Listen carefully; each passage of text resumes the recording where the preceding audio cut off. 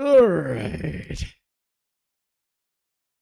I am so glad I looked at the calendar again yesterday, because that is so weird, because I know last month I planned it ahead to go to my sister's wedding.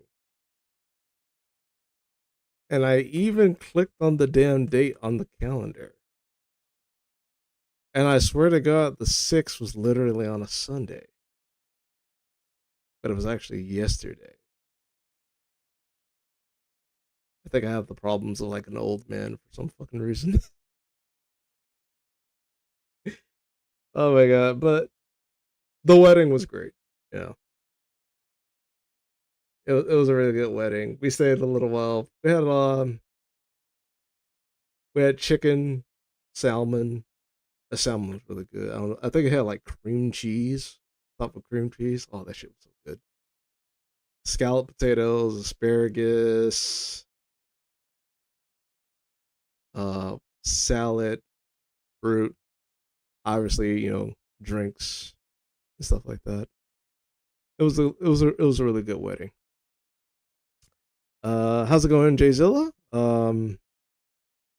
Okay, first of all, this chat thing is like really ass. Do I have to like pull up the? Hold on, I may have to actually like pull up the live one because for some reason it like cuts off. It's like, and it even deletes it for some reason, which is even weirder. Live chat.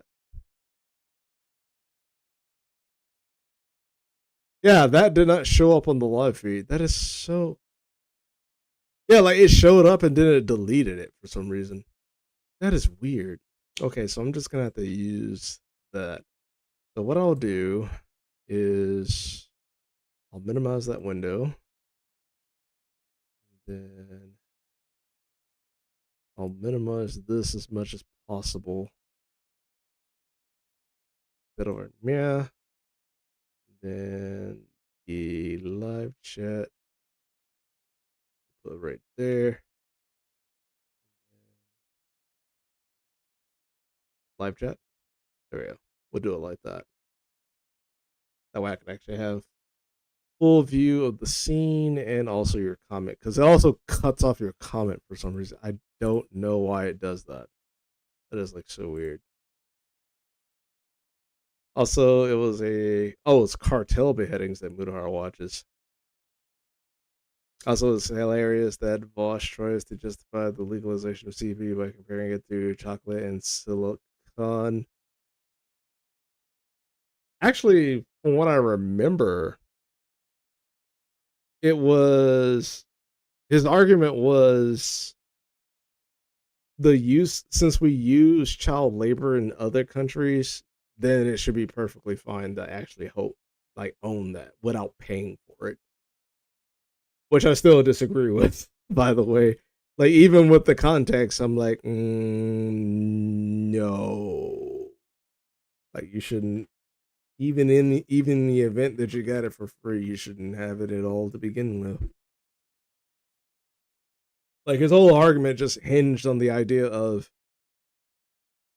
if we use child labor in other countries for us to actually build our products, then it's perfectly fine to have that if it's made in other countries. Like, no, no, I don't believe that. Uh, Also, I just watched the Japanese cut for Cooler's Revenge. It was pretty good. Very nice. Sorry I deleted a message because I made a spelling error. Oh, you ain't got to do that. You ain't gonna worry about that. It's like doing asterisk and just. And then I'm not really too caught up on like fucking issues like that. Like if you misspell something, I can just simply ask you, or I could just like figure it out myself. Unless you're like in the chat like typing like fucking garbage, then I'm gonna be like, okay, buddy, you're gonna have to elaborate there. But other than that, I don't really care. I'm not that picky about how people type in the comment and in the comments or chat. But how's everybody doing? So we're going to continue the discussion from yesterday about Mr. Old Man Londre here. Hey, how's it going? Frustration? Not surprising they're reluctant to unsub when Vosh advocated for CSM and age of consent to be legalized. You mean to be lowered? He was arguing for the age of consent to be lowered, not legalized. Like, age of consent is already a law. His argument was to actually lower the age of consent. You're doing good? That's good. That's good. But yeah, like this is a former Vosh fan. And to be honest, like if it takes you watching your favorite YouTuber for him to be like not being against completely Lolly to unsub, but him arguing about owning CP, irregardless of the context. That what made you stay around? I'm sorry, like I don't know what kind of person you really are. Excuse me. Like it kind of hurts his credibility, to be honest. Especially his last video we watched, like the whole anime list that Vosh had. And if that was Vosh's anime list, like yeah, he had a pretty good selection. Ain't gonna lie, he had a pretty good selection. I'm kind of pissed off he doesn't have Tenchi Muyo on there. Just saying. Like old Tsunami lineup. Like I'll give him props. Like if that is his list, I'll give him props for having Trigon on there. All right. I'm surprised they didn't have like the old Full Metal Alchemist, like the first one that came out instead of Brotherhood. I don't know which one's actually. Which one do you guys actually like? Do you like the first Full Metal Alchemist or Brotherhood? It's like to me, it's a mixed bag. Because I like Brotherhood because the way they handled Greed. Greed was my favorite character. Because in the first one, like they handled him like he died like a bitch. I'm sorry. He died like a little fucking bitch and went out like that. And I was like, wow, that was kind of sad. But they were going through the homunculus like collecting gym badges, so so I guess that's the way they were like going about it. But like I like what they did with the homunculus and Brotherhood. They actually gave them a little more depth and characterization. So that was actually good. But I do like the ending in the first Full Metal Alchemist. That one felt a little bit more satisfying. Bosch comparing CP to chocolate and silicone in computers is stupid because silicone and chocolate can't be farmed without the use of child slaves. Exactly. But you know, they ship those jobs over there like out of seas, so like I wouldn't mind doing like silicone and chocolate farming if I'm paid well. But that's the reason why they do it, so they can avoid paying people what they're actually deserved in the US versus, you know, using child labor to cut the costs. I like Full Metal Alchemist Brotherhood more because of greed. Yeah, yeah. Like they handled greed way better in Brotherhood. Way better. I don't like sloth though. Was there a sloth in the first one? Or no? Yeah, there was a sloth in the first one. Sloth was Edward's mother, if I remember correctly. Yeah, Sloth was Edward's mother in the first one. Yeah, yeah. Comparatively, yeah, the Brotherhood Sloth was a lot better than the first one. Well, I can see where they were going with like using Edward's mother as Sloth, but at the same time, it's like I don't know. The execution was kind of poor. At least in Brotherhood, it actually gave Armstrong an opponent to like flex on, especially when like he teams up with the what's that girl's name? Izune's husband. Like they combine their muscles and shit and like team up on the guy. Like that was fucking epic. I actually like that. That was a really good team up. So like Brotherhood does a lot of good with the characterizations with a lot of the characters that the first one didn't do that well. That's the one thing about Brotherhood. I might listen to some Fly Sky High by Daytona USA. Debates like this usually have antis to be quite annoying and insufferable. Thus, the debate bores me. Even the Mr. Anime 3431 was what I hated. Huh, okay. I don't know about this Mr. Anime 343.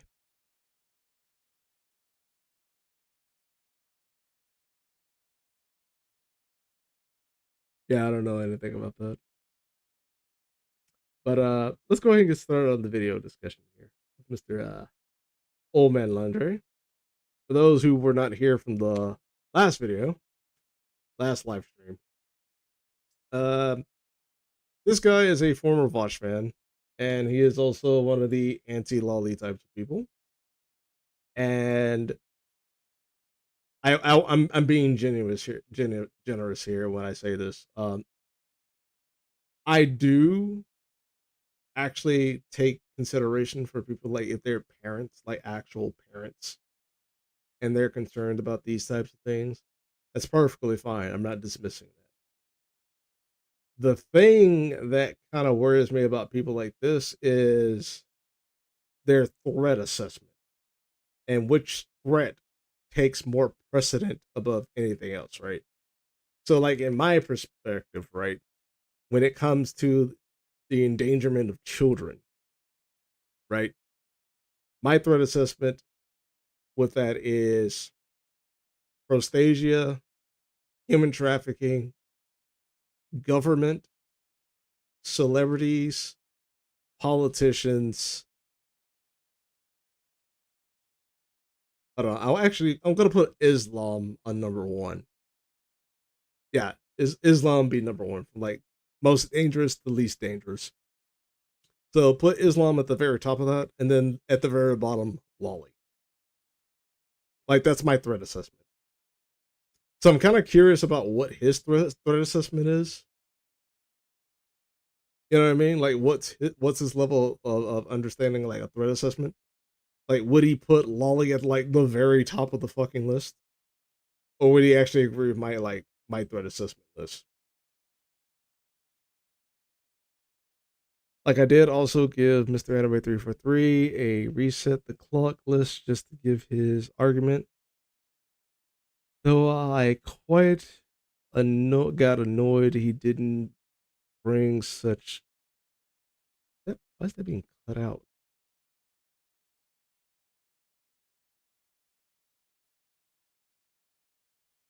I cannot see that for some reason. I swear to God, the chat on YouTube is like bad. Hold on, let me do this real quick.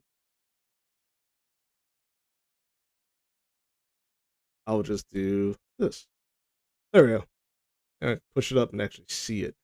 Like I did, also give Mr. Anime 343 a reset the clock just just to give his argument. Though I quite got annoyed he didn't bring such that argument. Just wanted to finish my sentence. Okay, I got you. Yeah, that's perfect fine. That's perfect fine. But I forgot what I was saying. Yeah, I often kind of wonder like what's his threat assessment, right? Like it's one person, like it's one thing when a person focuses on a threat that has a potential for harming a specific group of people that can't defend themselves. But at the exact same time, you always have to ask yourself, like, at what rate are we talking about? Like, is this something that's global, per capita? Is it like one of those small instances where a predator actually uses these things as a tool in order for them to prey upon the insecurities of a child that's looking for affection and love, right? Or is this something along the lines of a multi-billion-dollar illegal industry that breaks the law in several factors, if not more, in order for them to actually participate in the very thing that actually makes that kind of money?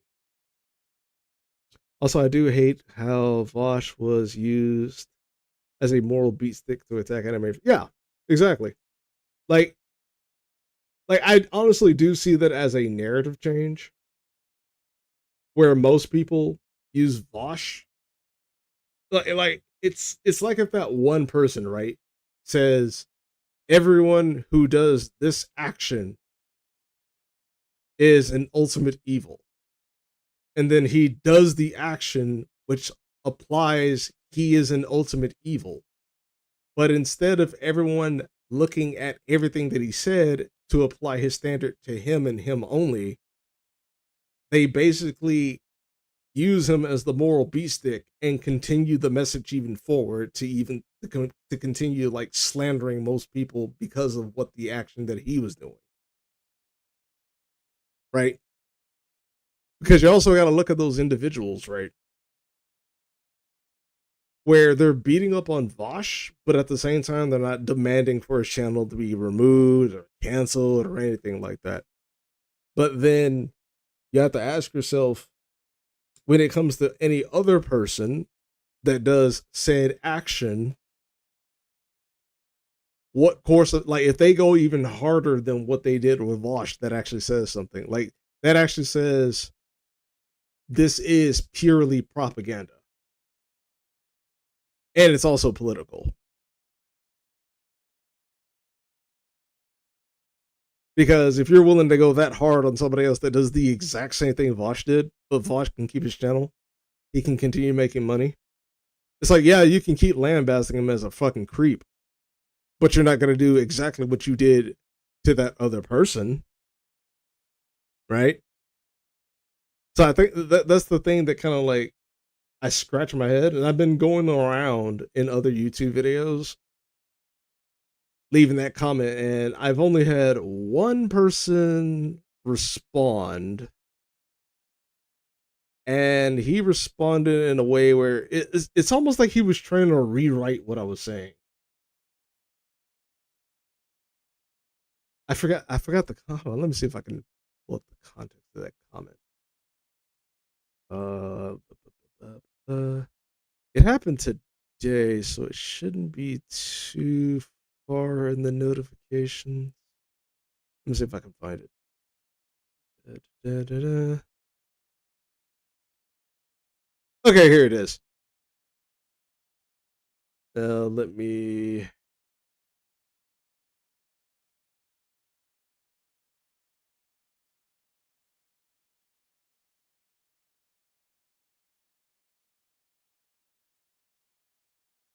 Okay, so originally I said in the thread, if I can get it to actually. Oh my God, man, I have to expand it because that's not helping.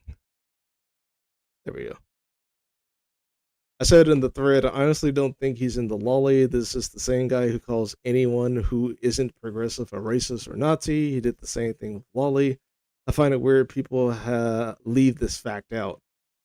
And then the guy responds to me, Lolly hentai was found on his SSD. Then he said, I thought they were goblins or similar. And then I responded to him saying, yes, I'm aware of this. The point that I'm trying to make is instead of people calling him directly what he was projecting, most are continuing what he started by calling everyone predators who watch Lolly. Call me a conspiracy theorist, but I think most of these anti-lollies are collaborating in propaganda. Plus, their integrity is questionable, especially when a person like Mutahar, Afro Sinju, an ordinary gamer are willing to team up with Nux Taku, a lolly content creator who turncoat like William O'Neill did with the Black Panthers back in the 60s. They definitely got more skeletons than genuine lolly watchers. And the original comment was basically a video. It wasn't really pertaining to the whole lolly discussion. It's a video called Vosh Falls for a Psyop. And the comment was just basically like calling him a fucking pedo. He would be outraged if they started painting over lolly pictures with cornstarch dye. Because I don't know if a lot of you guys are aware of that whole movement. Oh, that's what the video was. It was about that stupid stop the oil movement where they were spraying, where they go around like the fucking world. Which, by the way, they go on more extravagant trips than most rich people do. I want to make that abundantly clear. They basically go around the world like on these extravagant trips, putting like cornstarch on like fancy paintings and what was that one they did? Shit, what was it called? It's the one with the rock formations. Shit. What was it called? Let me just click this.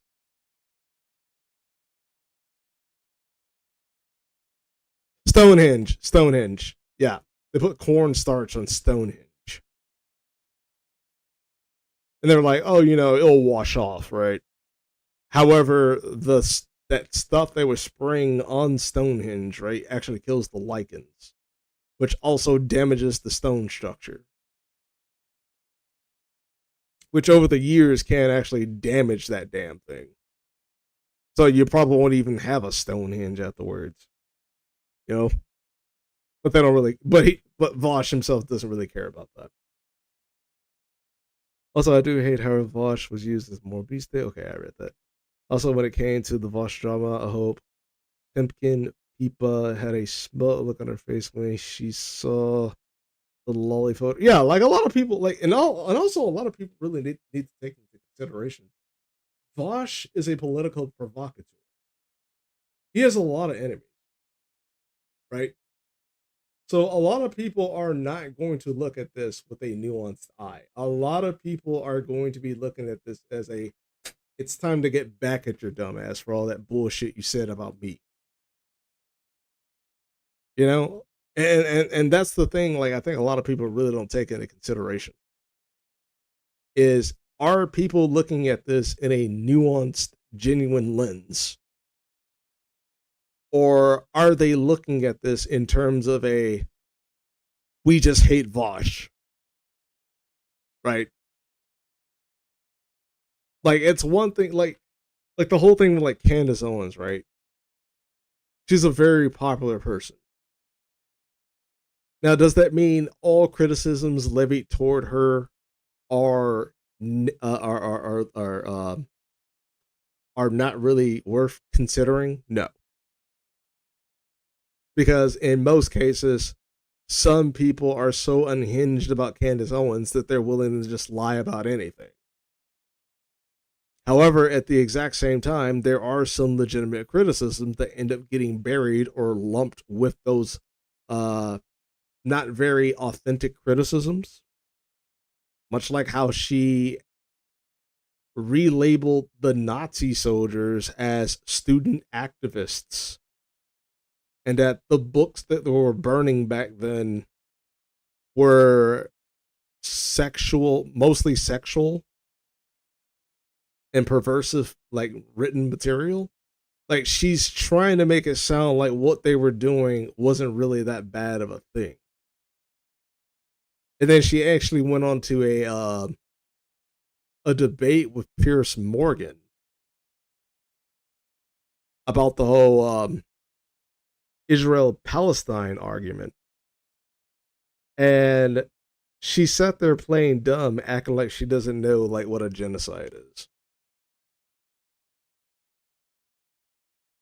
After Pierce Morgan repeatedly, time after time, asked her like what makes it look like Israel is trying to commit a genocide. And I forget. I remember one of her points is what was it? I think it was what percentage of people are dying that need to die in order for it to be classified as a genocide. I'm like, it's not a percentage based type of uh synopsis. It's a intent, right? Like when you have a Muslim extremist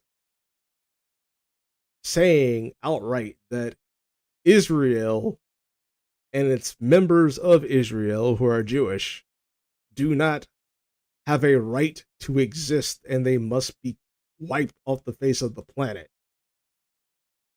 That is genocide. Right? There's no need for a percentage. It is the intent that they believe Jewish people from Israel, in fact, not even just Israel, around the world, they honestly do believe those people need to die. A percentage doesn't need to happen. and it's just a matter of the intent. The intent is the whole thing, and that was the whole thing. She was like so hung up on, is just like playing dumb, like she couldn't define what genocide was, and I was like, Jesus fucking Christ, I can't believe like so many people actually follow her. Keep in mind, I was one of those fuckers too, but that's the whole thing about like following like certain YouTubers, is that or just people personalities in general, is that they say what you want to hear, and then because you say those things that everybody wants to hear, you become so infatuated with their personality that you're willing to defend them because they're saying the things you want to hear, because they're saying the things you want to happen, but they're not happening. But that's the thing. Like, a lot of people don't look at it in terms of like, they don't look at it in terms of like free market solution, as in, I demand this, I get it, it's of this level of quality, and if it's of this level of quality that's above average or slightly above average, you get money. Instead, they look at it as more as an entertainment, the lens of entertainment. And so long as you entertain the idea of being pro-black or whatever demographic that you're marketing to, you don't necessarily have to do it or do anything that actually yields a slightly above or above average type of product, like her Black Lives Matter documentary, right? Like, I honestly do feel sorry for people. Actually, no, I don't feel sorry for them. Because you got to be a dumbass motherfucker to actually put some money on that shit. Because most of the information she had in the documentary, you can find online for free on YouTube with no problem. And I think the only information she had that was new in a way was her interview with George Floyd's roommates. Other than that, everything she said in that documentary, you can literally find it online.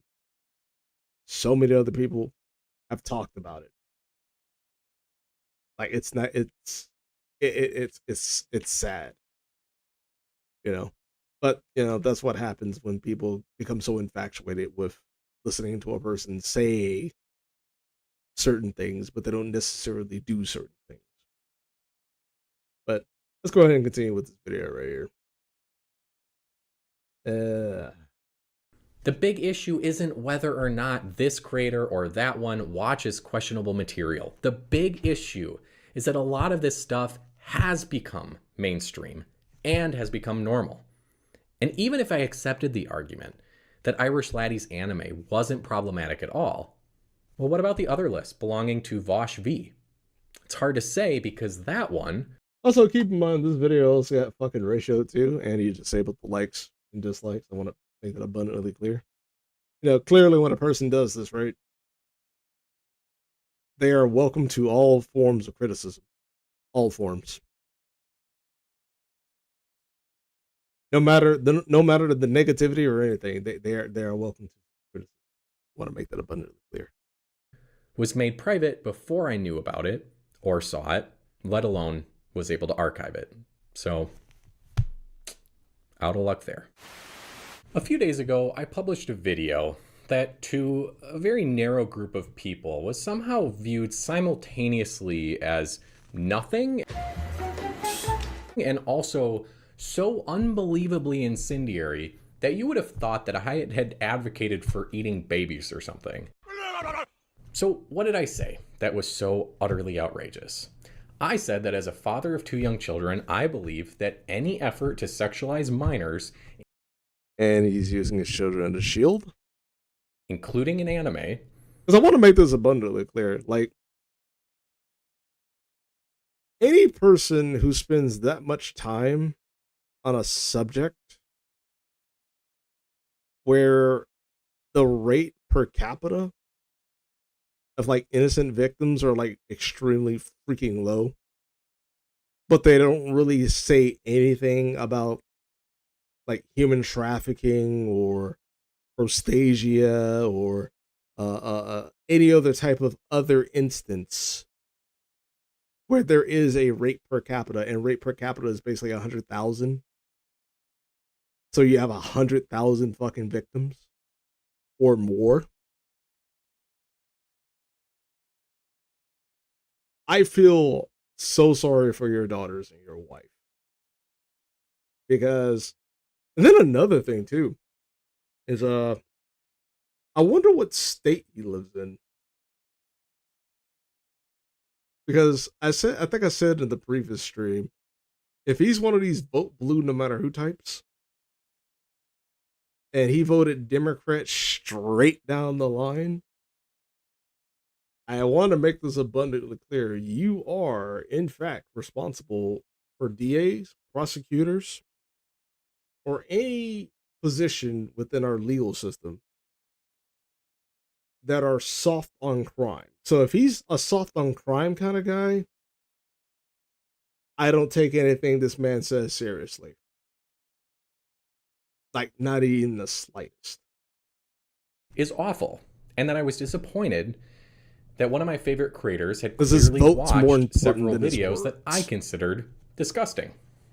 Now, if you're a normie like me, you probably heard what I just said and thought, wait a second, there were people that were bothered by that? You're not a normie. You're a fan of Osh. You're not a normie. Well, unfortunately, Well, yes, and they let me know it. So I thought that I should address the most common issues and concerns that have been raised about my last video. Now, given the number of concerns that I heard, I've decided to break down this video into the following sections.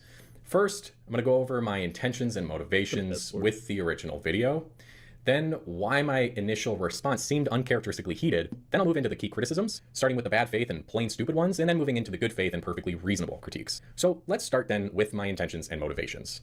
And the reason why we're going to start here is because the majority of criticisms that I received can only exist in one's mind if you really believed my intentions and motivations were anything other than what I clearly stated in the video. My motivation, again, as I said in the video itself, was that of a father of 2 young children who found a So right now he's trying to poison the well. Like, he's already trying to lambaste those who are criticizing his previous video as like being bad faith. Now, I think later on in the video he's going to show like screenshots to paint these individuals as like bad people, and I'm going to go over those screenshots, and you're gonna make up your own mind whether or not these people are actually unhinged. list that contained material that I found disgusting and concerning, and my intention was to share what I found, explain why it was concerning to me, and then instead of telling my audience how to feel about it, I simply encouraged them to look at the entire list for themselves and then come to whatever conclusions they wanted to. And we did. Those were my clearly stated motivations and intentions. However, a number of prominent Twitter leftists said, nah. I like how he uses the term leftist, right? Like, you do realize that term applies to you, right? Like, you are a leftist. Like, he's trying to disassociate himself from these people, or in actuality, it doesn't matter how much you try to disassociate yourself. Using that term leftist while being a former fan of Vosh, like that like, I don't know what his thought logic is. Like, what is his logic? Like, oh, I'm just gonna call these guys leftists. You're a leftist too, buddy. Like, it takes one to know one.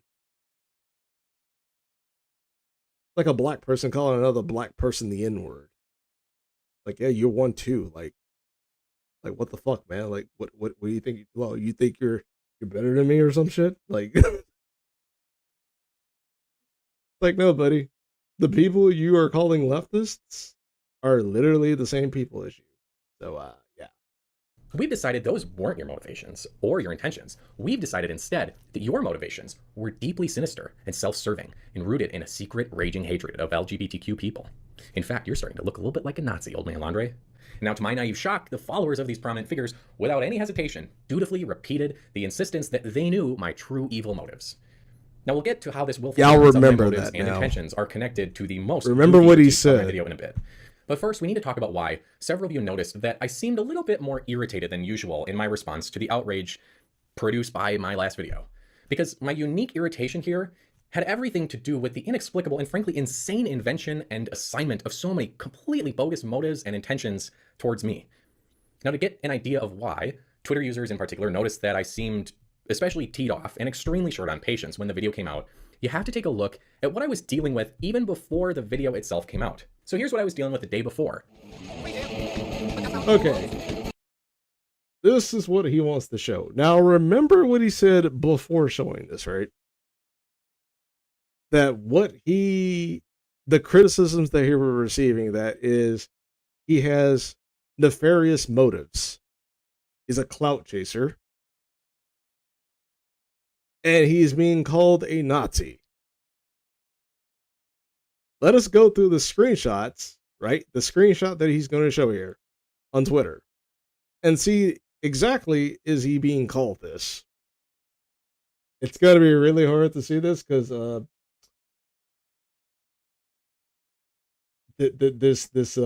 this example he's giving is like blurred as hell.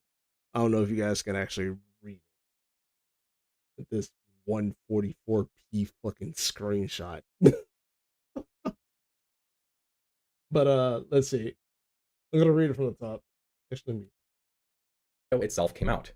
So here's what I was dealing with the day before. Start from the beginning. Okay, let's start at the beginning. So the very top is the person that he's talking to.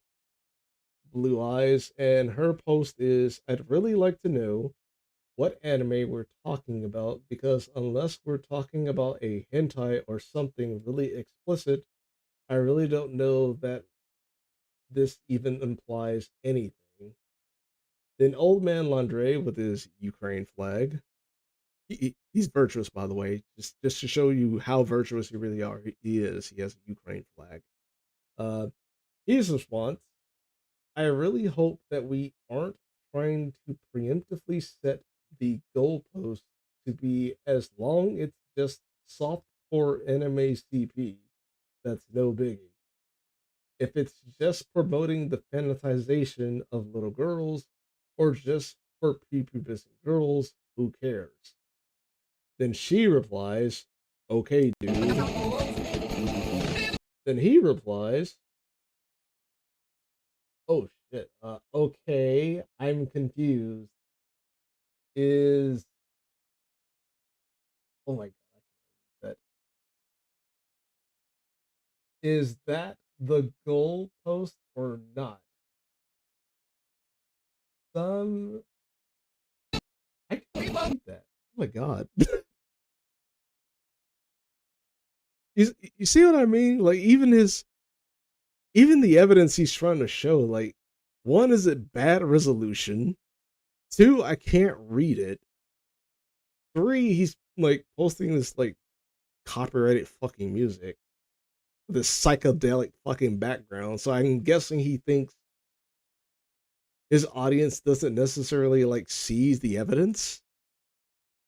Because if you're going to show screenshots like this, the most important thing you want to do is actually show the clarity of it, and then make sure that your viewers can actually read it. And if they can't read it, you need to read it for them. But even then, even if you're reading it for them, it's always best to actually show what you're reading to your audience. Because, oh my god, I need a magnifying glass for this. I cannot tell what those. Okay, wait. Some explicit anime CP isn't on the. I have no idea what that is. Uh, Jesus Christ.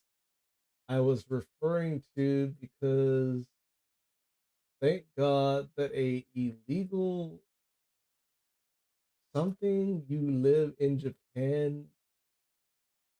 Oh my god, I can't read this. So then anything something something something. Oh my god. I cannot read this. Wait, what's my 720? I'll put this in 1080. I still can't even read it. It's in 1080. It's on 720, and even at 1080, I can barely read this.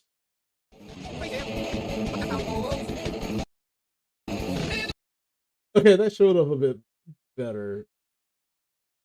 Super explicit anime CP. Nice adjective, by the way.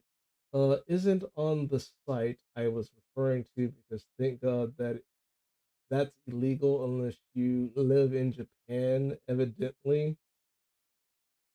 Now that would also be illegal in Japan as well. I wonder if he's one of those type of people that believe like all people in Japan are pedophiles. I bet he's one of those type of people. So then everything else is kosher. Oh, look at that. He's using a Jewish euphemism. My brother, you can't just insinuate that I am pro softcore CP. I don't know why you thought it was okay to say that, but this conversation is over. I was asking if that's what you were insinuating by making it sound like anything short of hentai is NBD.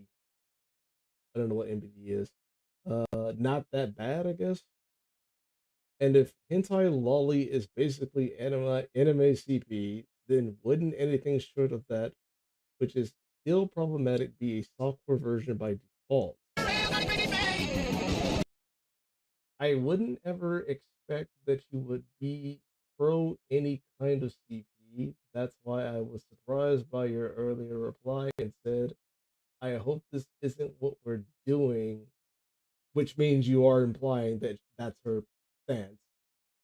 Because she's not jumping on your fucking bandwagon opinion, so therefore she is ultimate evil in your eyes. Which I should have phrased as a question because it really was meant that way. I'm pretty sure it was. No, it was just a joke, guys. It was just a joke. I may have been sitting here saying some anti-Semitic bullshit, right? Saying that the Jews of today were responsible for the death of Jesus Christ back then. That's a very anti-Semitic remark. Or Jews value the money over their religion. That's a very anti-Semitic remark. By the way, I don't believe these things, but only for you to get called out, and only for you to go, oh well, that's a joke. Right? It's just a joke. I didn't really mean it that way. In this case, this guy's doing the whole. I probably should have phrased it as a question when in actuality he was already making the assumption from the very beginning. Correction, lol. I did phrase it as a question. I don't even know what you're talking about. I'm just saying if it's a regular anime that happens to have young characters, I don't know if it qualifies. And now you're reacting like I'm pro softcore CP by implication. This is so whack. I'm sorry if I misunderstood you earlier. Reply. As I said in a different reply, I thought you said that the line where it becomes an issue is hentai loli, which my understanding is basically anime CP. Um, did she call him a Nazi? She didn't call him a Nazi. She didn't call him a Nazi. She didn't say he had ulterior motives. You know all that bullshit he said back then? Like, hold on, let me play that back. So many completely bogus motives to do with the inexplicable and frankly insane invention and assignment of so many completely bogus motives and intentions towards me. Now, to get an idea of why, Twitter users in particular noticed that I seemed especially teed off. But first, we need to talk about why several of you noticed that I saw, because my unique irritation here had everything to do with the inexplicable and frankly me. Now, to get an idea of why the video came out, you have to take a look at what I was dealing with even before the video itself. I think it's your motivations were deeply sinister, weren't your motivations? I was looking for that or your intentions. We've decided instead that your motivations were deeply sinister and self-serving and rooted in a secret, raging hatred of LGBTQ people. In fact, you're starting to look a little bit like a Nazi, old man. She didn't say anything about LGBTQ people. She didn't call him a Nazi. She didn't do anything that he's saying here. And then he shows you this low resolution fucking screen thread of a bunch of tweets. And they don't say that. Like, at all.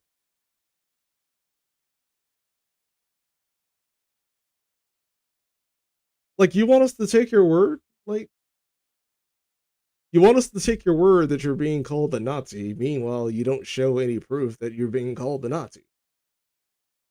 Or that you hate LGBTQ people.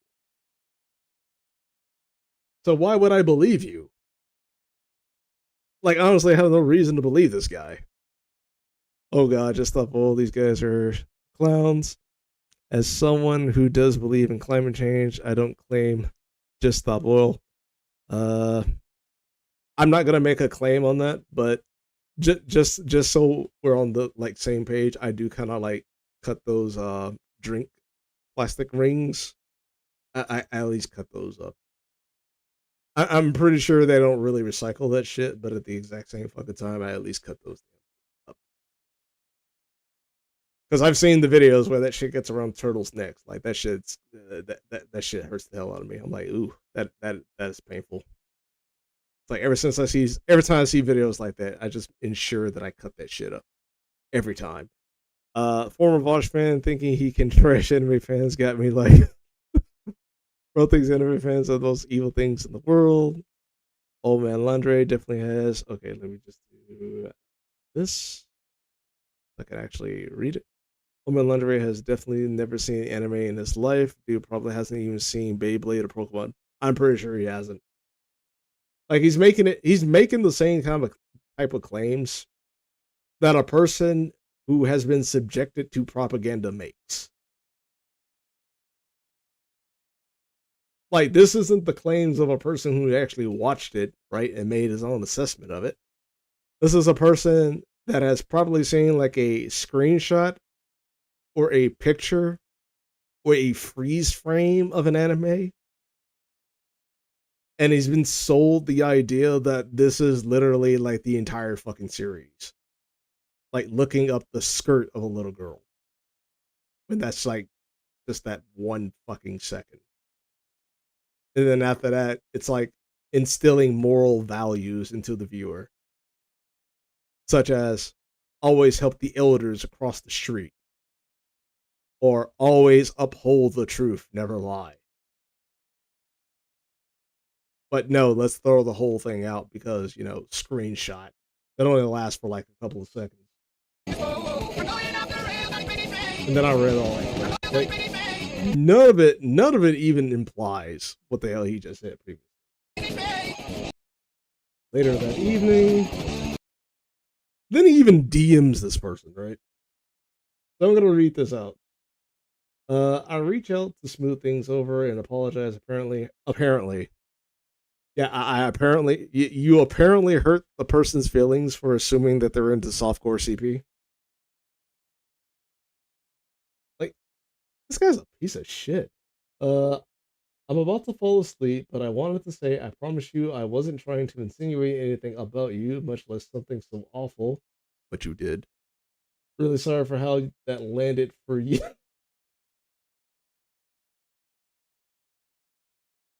Really sorry how that landed for you. Does that really sound like a person that actually is being apologetic? Oh, I'm so sorry that things didn't go work out for you in that argument, right? I'm sorry, by the way. Oh, that is. Oh man, this guy's a piece of shit. Hey man, I just got really upset about the topic when you said that. I'm going to try not to engage, and if you got something important to talk about, you can talk about it, and I won't get in your way or bug you about it. I was just and still am a bit upset, so I'm going to try and cool off and let you do your thing. Appropriate response. They don't accept the apology. Nope. They don't accept the apology or the olive branch and eventually cut off all communication after realizing their friends on Twitter were out for blood. No, dumbass. They didn't accept the apology or your olive branch because you were a disingenuous piece of shit. It reminds me of that. I don't know if you actually know about that article from the Atlantic,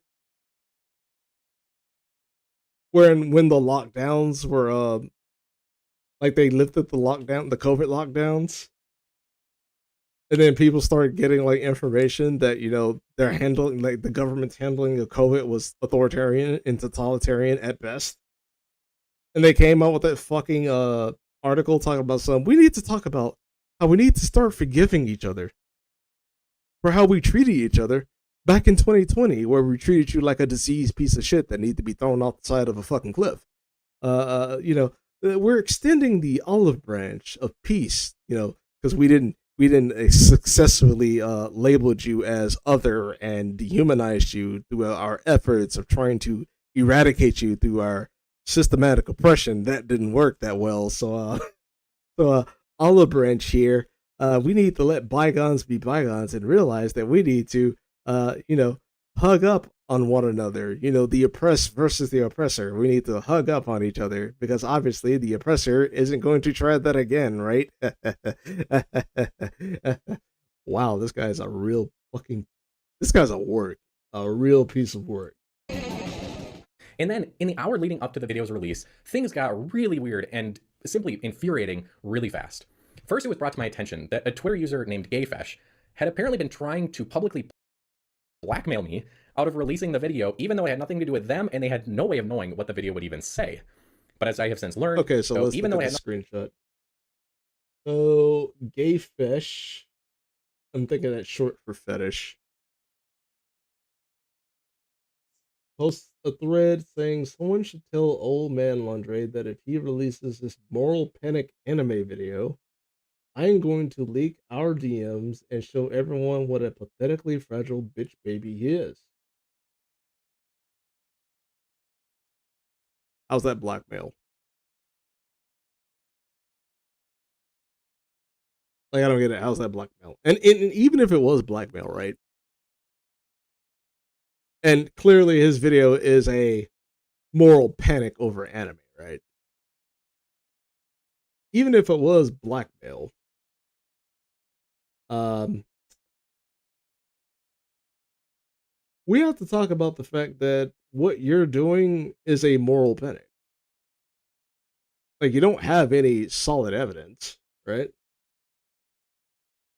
You don't really go over anything. You hide behind your two children as a shield. Like, I understand you're a father of two. I'm an uncle of 3 nieces and 1 nephew. But I'm not freaking out, right? Like, my oldest niece watches anime. And she actually likes the mangas that I got for her birthday. I got her like I got her Doctor Stone and Death Note. She actually likes those. She doesn't like the battle stuff, just pretty obvious. Not a lot. That kind of stuff ain't really for females, but she actually likes the mystery stuff. I need to expand that on. I need to get more on that kind of stuff. But let's see what it says at the bottom. Also, to show how out of his depth he is, Lamau. There are multiple times I've had to explain basic internet terms in here, terms that have been around for decades.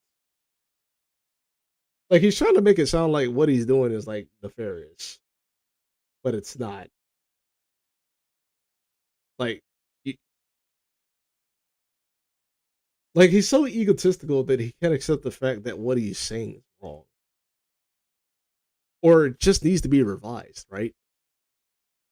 Like, again, like if I want to be generous, right, and I want to say, like, yes, he is a concerned parent for his children,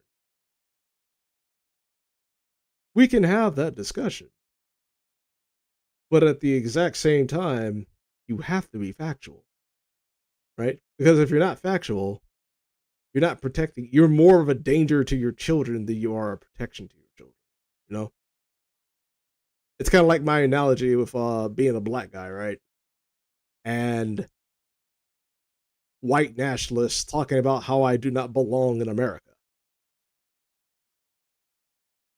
I want to hear them say that so I can understand how they think, talk, speak, and act, especially if they start speaking in code, right?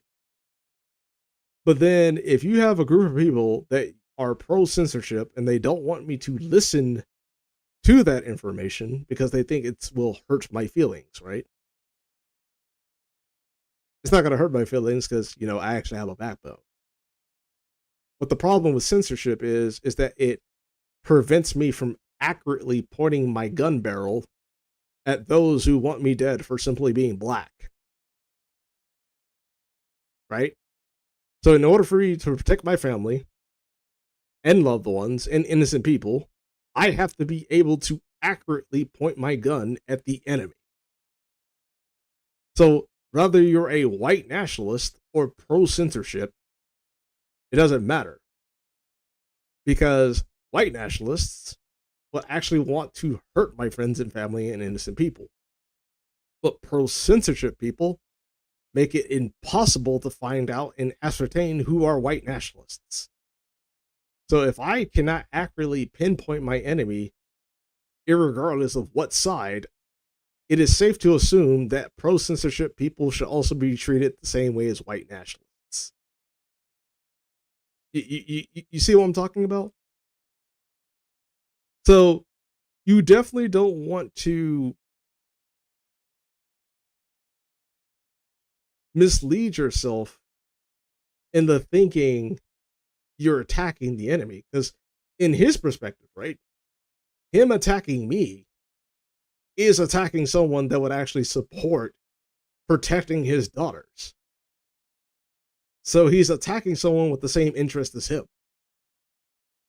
But then the question you have to ask yourself is, if he's willing to attack someone that has the same interest as him, willing to protect his daughters, willing to protect his children, what is his response to a person that is willing to harm his daughters? Is he just going to roll over? Is he just going to turn a blind eye? Is he going to excuse it and call it something else? Like, oh, it's not rape. That's just surprise butt sex they didn't know they actually wanted. And it's like, like, I don't know what the honestly, like, whew. Like his priorities are out of whack. That's all I can say about this guy. Like his priorities are out of whack, and we're only 5 minutes into this 34-minute fucking video. Also, the reason why that.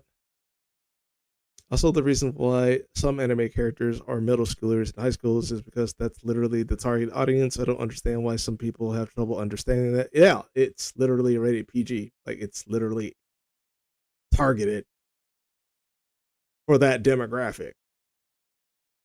It's almost like they're looking at the screenshot and then they're going, "This is rated M for mature or rated A for adult." It's like, no, it's My Hero Academia. It's rated PG. Wait, is it rated PG? Hold on. I know it's for like teenage boys, but that'd be PG-13 by our standards. Yeah, it would be rated PG-13. Like they're having a moral panic over our PG-13 anime, which doesn't make any sense. Like it really doesn't make any sense. Nothing to do with them, and they had no way of knowing what the video would even say. But as I have since learned, Gayfesh is notorious for flying off the handle like this, but, as nice and clean as it would be to simply write off one crazy person for saying that didn't look like flying off the handle, but, I digress. Some crazy shit into the void, what was so sad to see were the number of people who gave likes, comments, and retweets in support of what Gayfesh was trying to do. And frankly, it's hard for me to feel like I owe any. Oh no, why would you like what he does, guys? You're supposed to like and love and rub up and retweet on my tweets.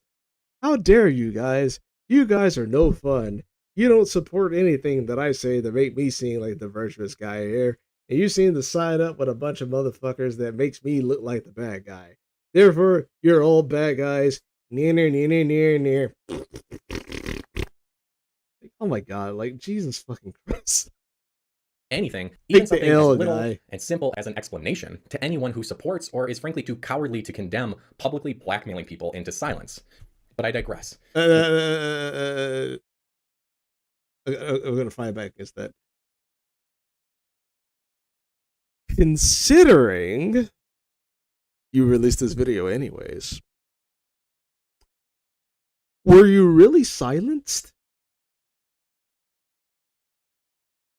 Exactly. Believe it or not, things got even more irritating and bizarre after that point. Because I was in a group chat with several large leftist content creators and leftist Twitter influencers, and when my video was scheduled for release and it became public, it was almost immediately shared in that group. And knowing that it would likely cause at least some amount of friction in the group, I said this. But then one particular creator I don't know. Let's actually hear his point. in that group went absolutely berserk. Here, you can see for yourself. Okay, let's go back. You see how he exaggerates and be hyperbolic. Oh, this guy's berserk and shit. It's like, okay, it kind of reminds me of like the 2020 videos, political videos that you see, like so and so slams so and so for political take, or so and so has meltdown over something, something, something, something, and then you click on the video and you're expecting this person to be like over the top, unhinged, screaming at the highest like vocal point that they can actually reach, and it's just kind of like a normal take. Like the tone's mayo, what comes out their mouth is mayo. Like everything is just mild. Like I clicked on the video expecting like to be biting into like a Doritos Locos taco, and I got a soft shell taco. Now I want tacos. But let's read the screenshots that he has here. I had to. I didn't want to. I'm sorry. Notice how he didn't really post the those DMs that were actually posted, by the way. Uh, I hope V can explain it away because I like him. When you explain it? Now I'm curious on what that shit he actually showed. Excuse me. If you watched the vid, I tried to be as careful and gave him as much room to explain things as possible, while also being true to my feelings about the sexualization of children in any form, including anime.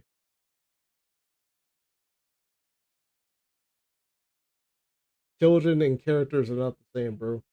Uh, but without even seeing the video, people like Gayest Fetish assumed to know what it was, and what I would say, and somehow thought it made it appropriate to literally try to blackmail me out in the open.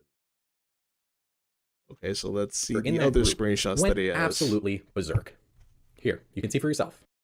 Keep in mind, he went berserk, by the way. So let's see how berserk he actually went.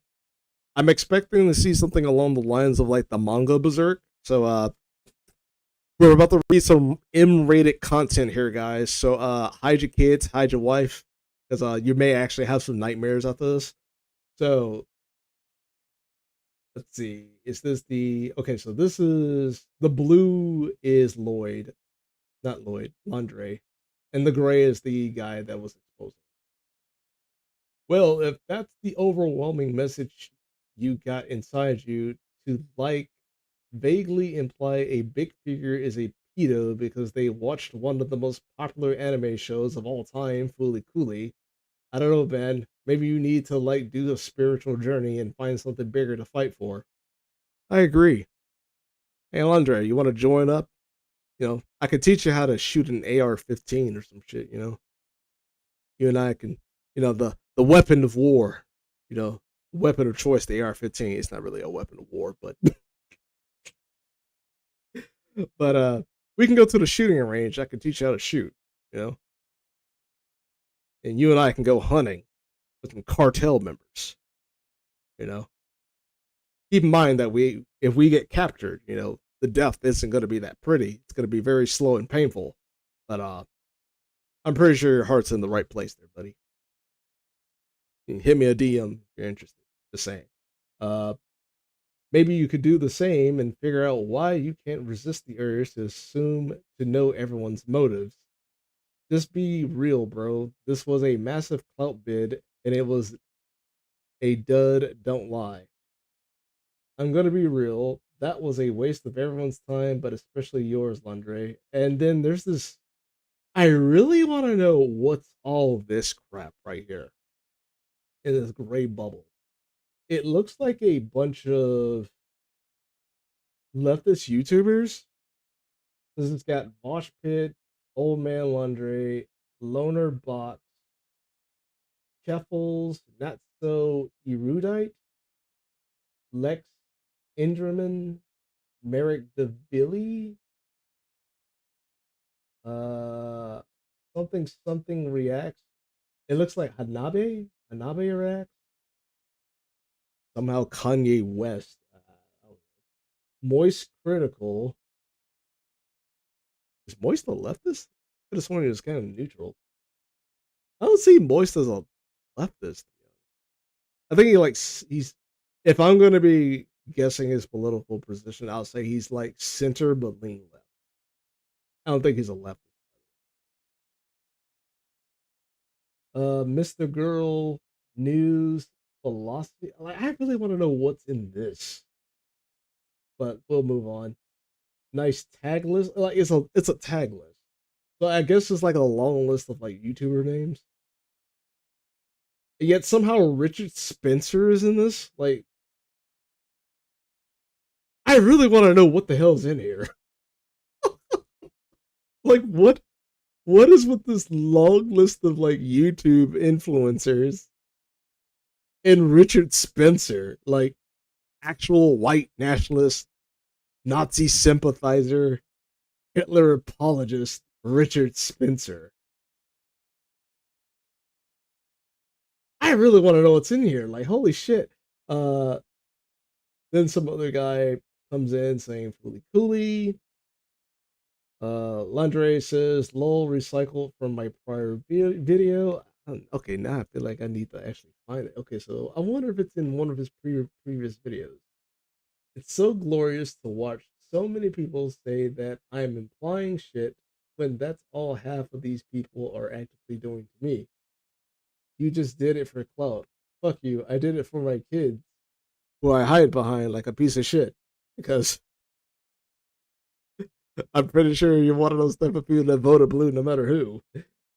You think I couldn't have foreseen all these VGGers rushing to Vosh's defense? What the hell's a VGGer? Hold on. What is that? A VGGer?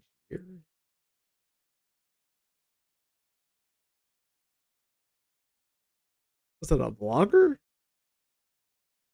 No, that's just a correction. That's not what that is. Okay, that has to be like some type of abbreviation or something. I don't think that's something Robert Eager. No, I hate it when people use abbreviations. Um. Okay, so Demon Mama says, "Well, you did a bad job, and you should rethink if putting out a vague dud does anything for anyone, let alone your kids." Yeah, that's a really good point. It's like, what does this video does, right? Like, how does that protect your children? And I'm pretty sure this guy is also anti 2A. Like, he does not believe in guns. So you don't believe in guns. You vote blue no matter who, and most of the people you more than likely voted Democrat for are soft on crime, right? So that means they would be soft on murder, soft on rape, soft on a lot of things, so long as the target demographic is within your political alignment. So if it's a person that's non-white and they're progressive or hold some form of progressive viewpoints, right? They're going to be released. Meanwhile, if they're Republican, conservative, or anything outside the political demographic of Marxist, socialist, communist, or they're straight white male, or have straight white male tendencies that can also be applied to black men or people that are outside the demographic of white, whose behaviors are supportive of the capitalist system, they would more than likely be incarcerated with little to no proof that they actually did the damn crime to begin with. All right, enjoy yourself. All right, people, I'm leaving. Enjoy yourself. And he ends it with bye, bitch. Based. I like Demon Mama. Based. Very based.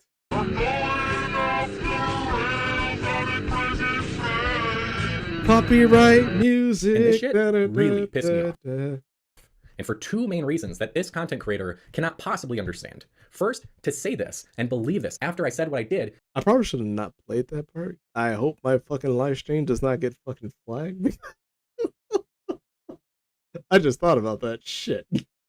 You'd have to believe that I would be willing to lie and use my kids for clout, which suggests that I value clout more than my own children.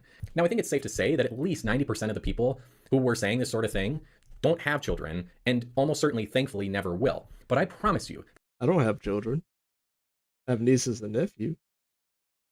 But I do a better job protecting them and teaching them values of what to look for that are actual dangers. You know? And you know what? Maybe I won't have kids, you know? But you know the one thing that's going to come out of that? My nieces and nephew know how to take care of themselves. Your daughters, I'm sorry, man. They live in an area where your only choice when being mugged in the open is to just take it. You know? That like when you live in one of those blue cities with like those type of people in your legal system, like hell, I think in California they even like people in the police department were even at the police department, and I think even Gavin Newsom was like advocating that in the event you are being robbed, just let them take it. You know, give them whatever the hell you want. I mean, give them whatever the hell they want, and then once they go away, then you call the cops. So if you live in like a metropolitan city where your only option is to let the robbers have their way with you, meanwhile, I live in an area where we smoke motherfuckers for violating our private property rights.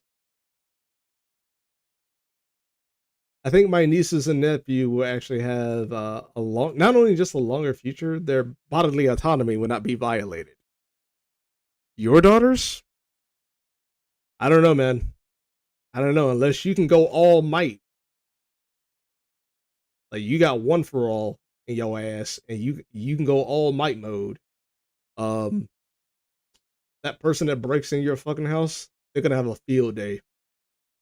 They're gonna have a field day on your kids, bro. I think most critical is neutral. Yeah, I honestly do think most critical is neutral. I don't know why that guy calls him leftist. I think because like his older content was like really unhinged. You could actually say it's like pretty leftist. But I think he did like a video where he's like bench pressing with a dildo near his ass. I guess you can look at that and go like, yeah, he's leftist. He's one of us. He's one of the good guys, you know. But yeah, Morris isn't. He's not leftist. At the very best, I would say he's neutral. Like center-leaning left at best. At the very best. That as a parent, there is virtually no greater insult you could say than something like that. Which is why I responded to that insinuation in that group chat very succinctly and clearly by saying this. Secondly, logically, it made absolutely no sense. But they were so adamant about it, and one can only assume if this notion they're putting forward makes no sense at all, and is so insulting, and yet they're so adamant about it, then that must mean that either A, they're so blinded with rage that they can't think straight, or B, they're so concerned about the video I made that they're willing to invent an insane storyline that casts me as an unabashed villain of some kind. And in either case, I'm just sitting here so perplexed, and I just keep asking myself, why? Why would they be that blinded by rage or concerned about a video that isn't even about them?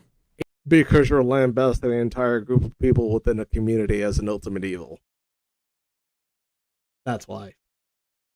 And then when you get called out, right, you want to project that we're responding in anger, when in actuality, you're responding in your very own flavor of anger. Like, at the very least, like you're displaying like white anger, like Mr. Rogers getting kind of angry, kind of anger. Where it's like, oh man, oh gee willikers. Actually, I can't. No. That's giving you too much credit. Not Mr. Rogers. What's that fucker's name from The Simpsons? Flanders. Flanders levels of anger. Where it's like, oh gee willikers. Oh gee golly. These guys are lambasting me, making all these lies. Oh gee willikers. Like, if anyone's angry, it's mostly you. It is It mostly. just doesn't add up, and frankly, I still don't have a good answer. But I also just don't really care that much considering who it was coming from. But like before, what really got to me wasn't just that these two creators lost it like this, but that no one in the group chat of these influential voices, these thought leaders on the left, told this creator to chill the fuck out. And not only that, but then that creator, of course, took their inexplicable outrage out to their audience, and then within minutes, I was overwhelmed by a tsunami of parroted comments. So while the creator's initial comment Parroted comments, by the way. Comments that he showed and are very distinctive from one another. Like, they're not like copied. But they're parroted, by the way. He just wants you to know that they're all parroted.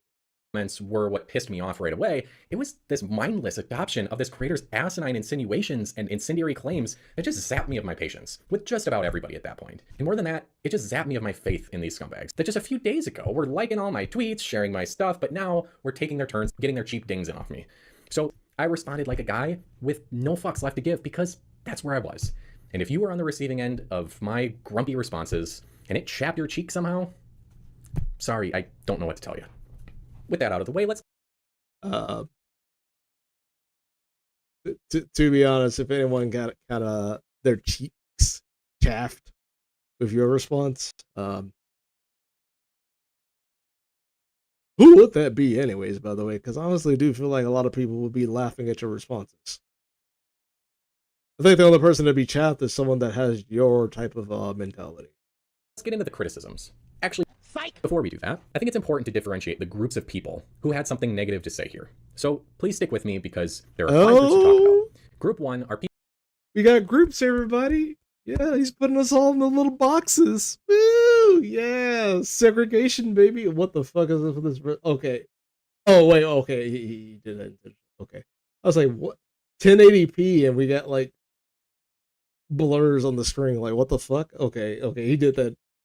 People who are just openly pro-sexualized loli. Group 2 are people who are anti-sexualized loli, claiming that nothing on this list that I shared was problematic. Group 3 were people who were anti-sexualized loli, claiming that titles on this list that I shared were problematic loli, but that didn't matter in this case because, according to them, Vosh had said previously that he had watched some of these problematic forms of loli, but has since said on stream that he found them problematic and doesn't recommend them to other people.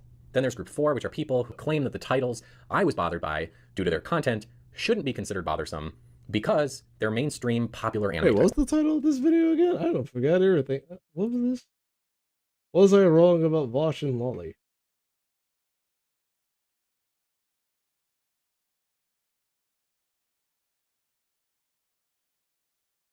This video is all over the place. What's the first one? Group 5 are people who, depending on when and where they were criticizing me and what I said, argued from more than one of these groups, which to me immediately invalidates any. Okay, so let's look at these 5 groups. Okay, so we got 5 categories. We got pro loli, anti loli, but they have exceptions. Anti loli, but they have exceptions. Wait, anti-sexualized loli who said the list did include bad stuff, but it's NBD because Vosh said it's bad stuff.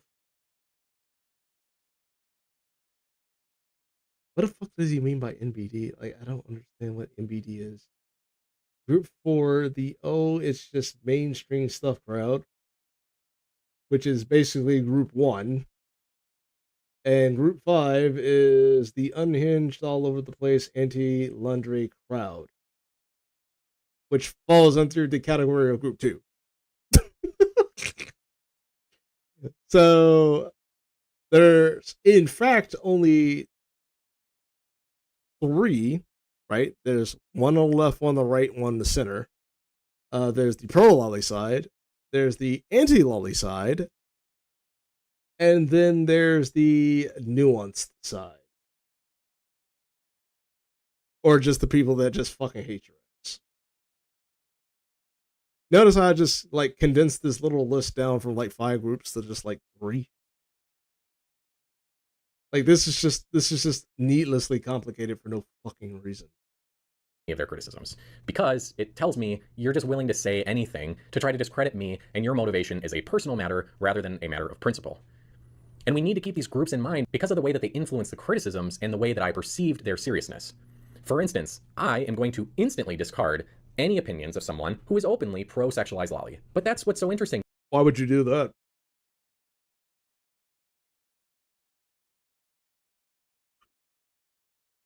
Like, why would you just throw out the opinions of those that you're against? You know?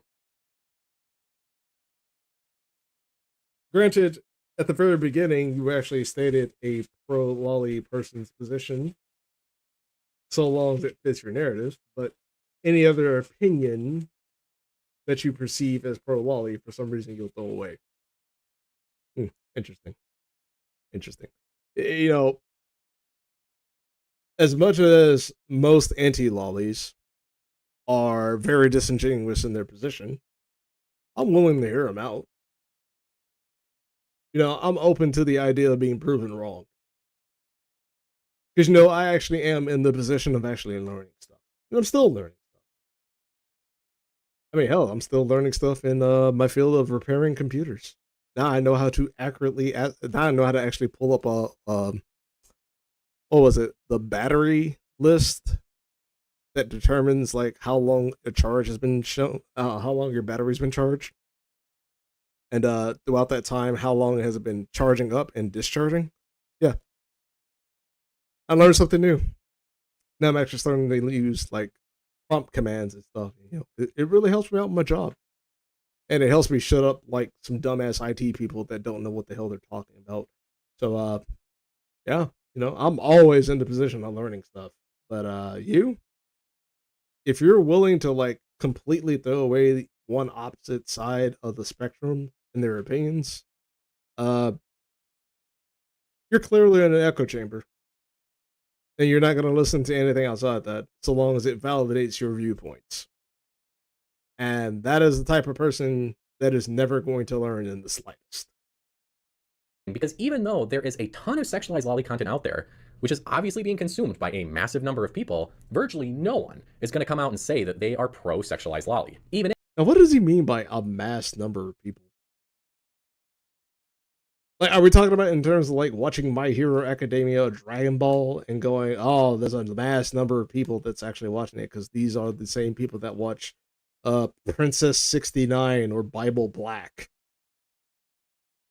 Or are you actually going to a hentai website or looking up some type of demographic that actually shows like how many people downloaded Bible Black or watched Bible Black on some type of streaming website?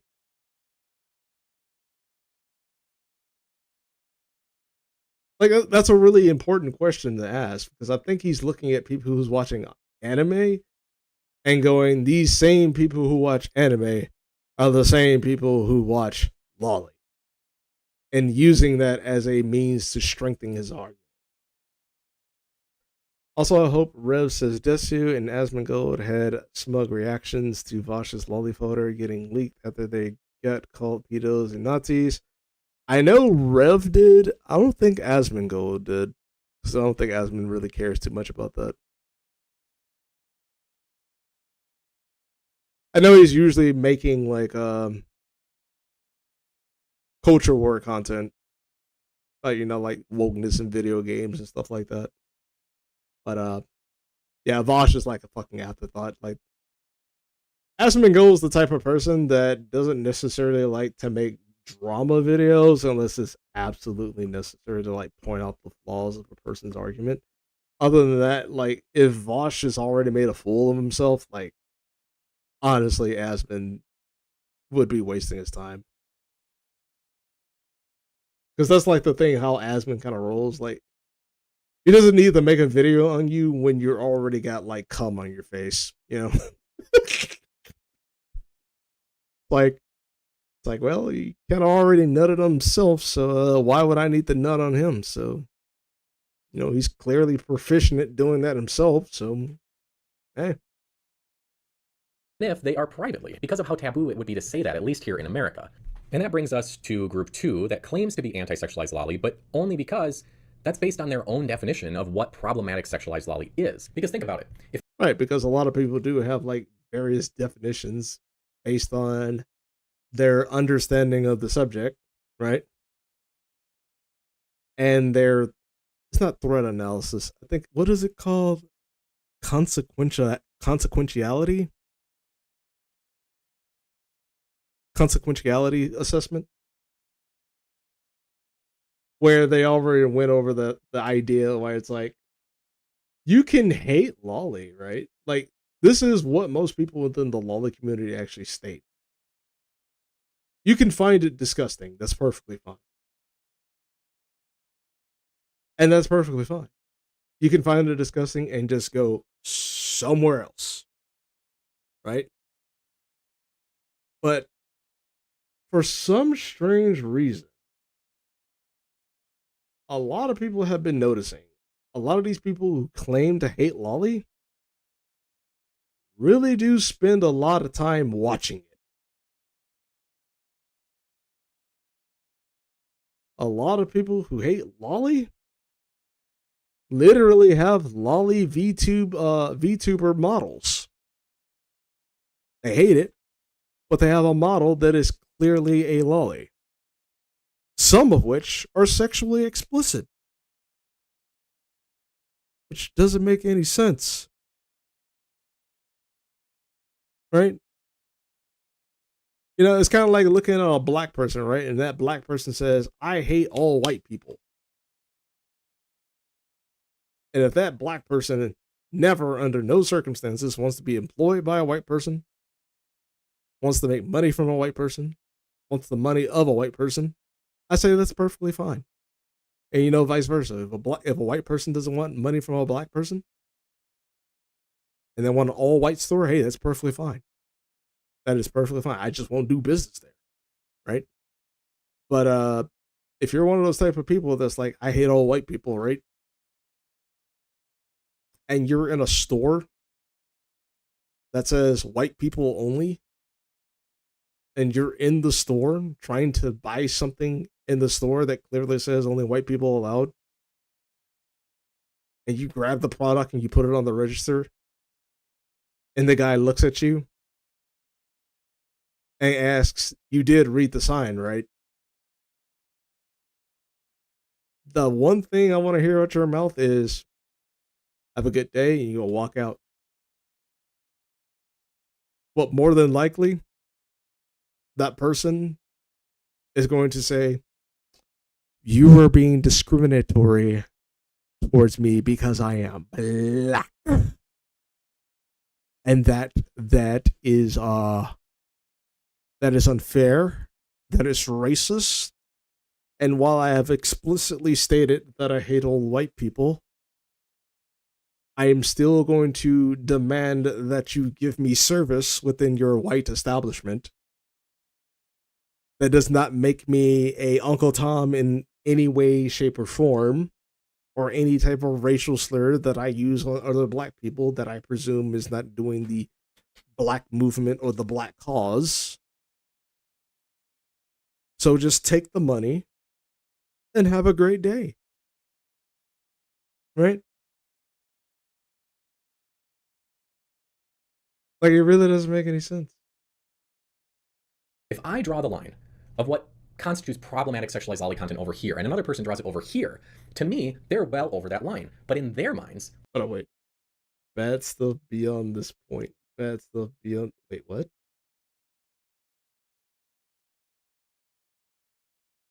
Okay, so you're over here, but they're over here. Okay, he's over here at the circle, but they're over here at the X. Then that would imply that you have seen far worse things than what they've seen. Wait a minute, hold on. Am I misrepresenting what he's saying? Loli content over here, and another person draws it over Hold on, wait. about it. If I draw the line of what constitutes problematic sexualized lolly content over here, and another person draws it over here, to me, they're well over that line. But no, you're well over the line.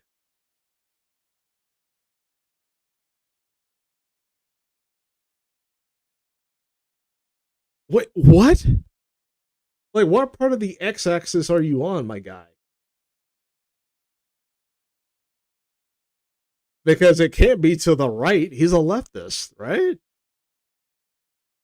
Like, it would make sense. Like, if the x-axis, like, if the y-axis was over here to the left of the circle, right?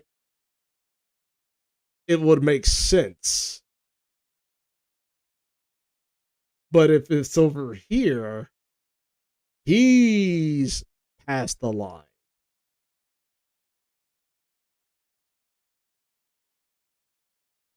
But if it's over here, right? Since there's no y line definition. If it's over here, that would imply that he's further across the line than the people who believe that this is bad stuff.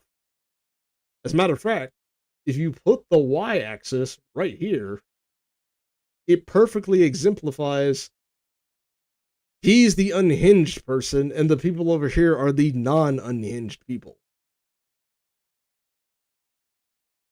Because they're more than likely, this is the camp that just goes, as long as it's fictional, I don't really give a fuck. You can find it disgusting, that's fine, but you know there's bigger issues like human trafficking, prostasia, Islam, the Quran, politicians, celebrities, the government sitting on the Epstein's flight logs, you know, stuff like that. This is where these people are. He's over here. Which implies that he has seen way worse stuff than the people over here. Oh my god. Shot himself in the foot. But in their minds, they're still anti-problematic sexualized lolly, as long as they don't cross that line, the line that they set for themselves. And so right. The line that's way before the point of being extreme, which you are clearly on the extreme side. You just exposed yourself.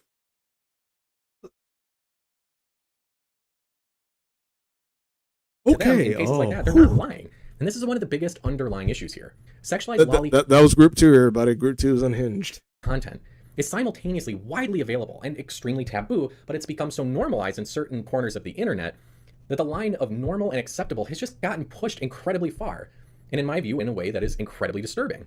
And this dynamic then essentially allows everyone. Yeah, it actually has become normalized. As a matter of fact, here's an example. Let me see if I can find it.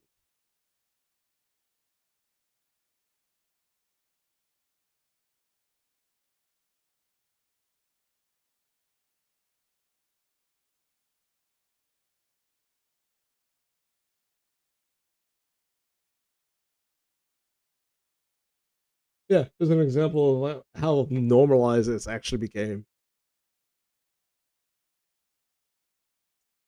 Los Angeles Times column: How Gara, and VTubers could help Dodgers further tap into the Japanese fan base. By the way, this is a Loli character.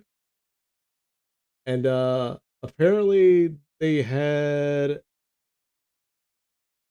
her character singing a song at a baseball game on the big jumbo screen. And I think the sales went up by like 50%. Hold on. Because I know V did a video on it.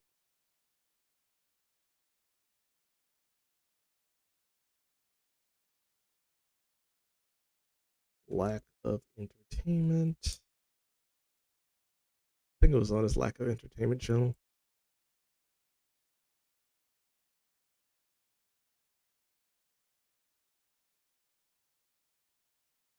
No, it's on his Romanian TV channel.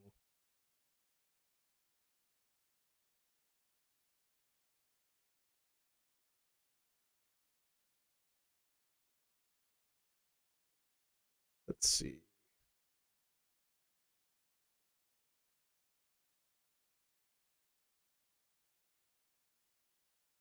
Where is it? Like it wasn't that long ago. Oh wait, here it is. I literally freaking passed it. And Yeah, it's literally Gura singing a song at a baseball game in a jumbo monitor.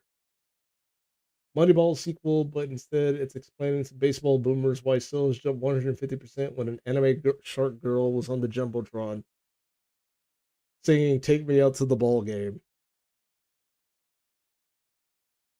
Like what's wrong with that? What's wrong with the shark girl singing "Take me out to the ball game, take me out to the crowd"? That's not adorable. You don't find that entertaining, there, Landre? I mean, it's not like she's flashing her dress or anything. You get to see her little panties or anything, right? I'm pretty sure she didn't even do anything like that. Like, is I wonder if he would consider this problematic. Is the real question. Would he consider Shark Girl Loli singing baseball times, old time baseball songs, inappropriate? You know what I mean?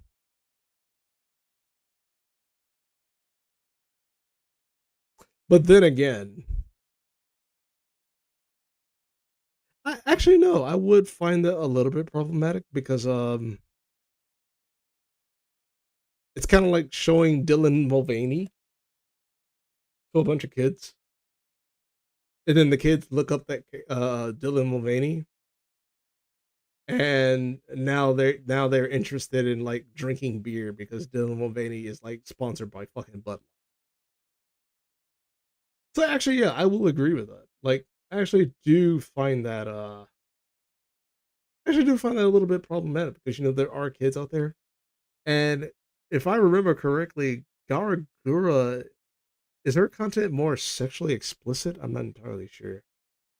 I know, like on Twitter, she has like sexually explicit content, but I'm not entirely sure of her content in general on her channel.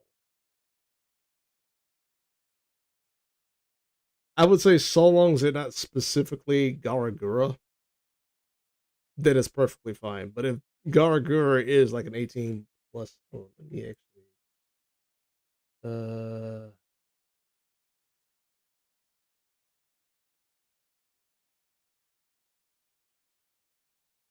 oops, Hololive is a virtual YouTuber affiliate with Hololive English. They're not explicitly pornographic.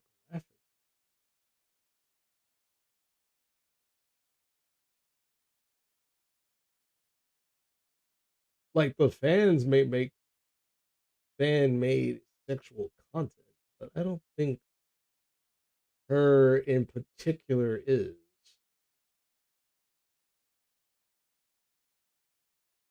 Personality, appearance, history, especially with first generation myth. Currently the most subscribed VTuber worldwide with over 4 million YouTube subscribers, taking the spot industry pioneer. One profile, photography, events, awards, mascot fans, relationships. Look at awards. Mascot, blue, all time, blah, blah, blah,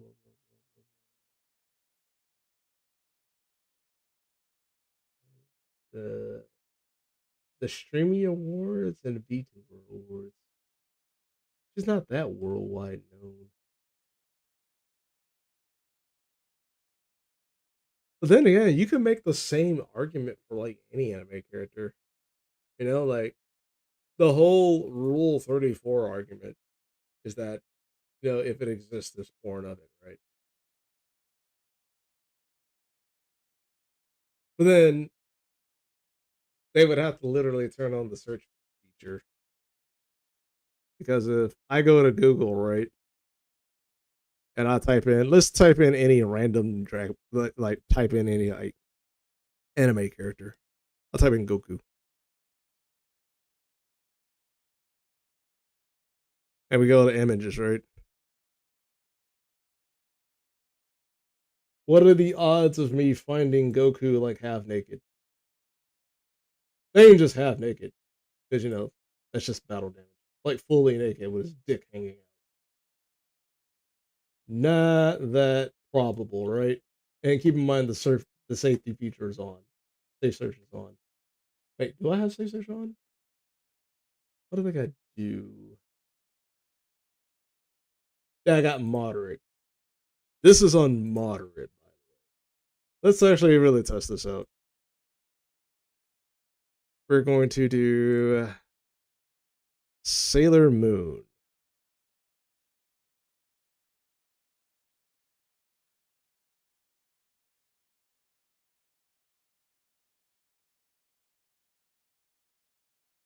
Nothing really sexually explicit, you know? And I'm going to be very careful. Look at all this wonderful fan art, box cover stuff. It's not bad.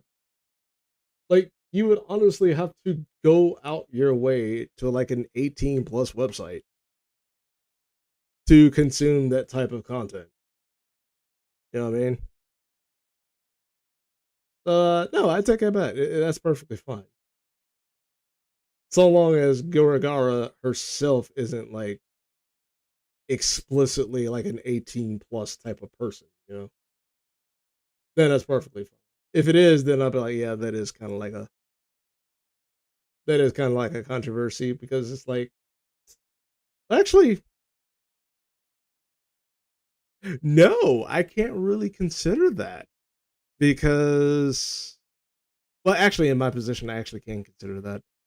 Uh, because my position is I don't like how our mainstream media, when it turns to the West and our entertainment, promotes Juicy Red.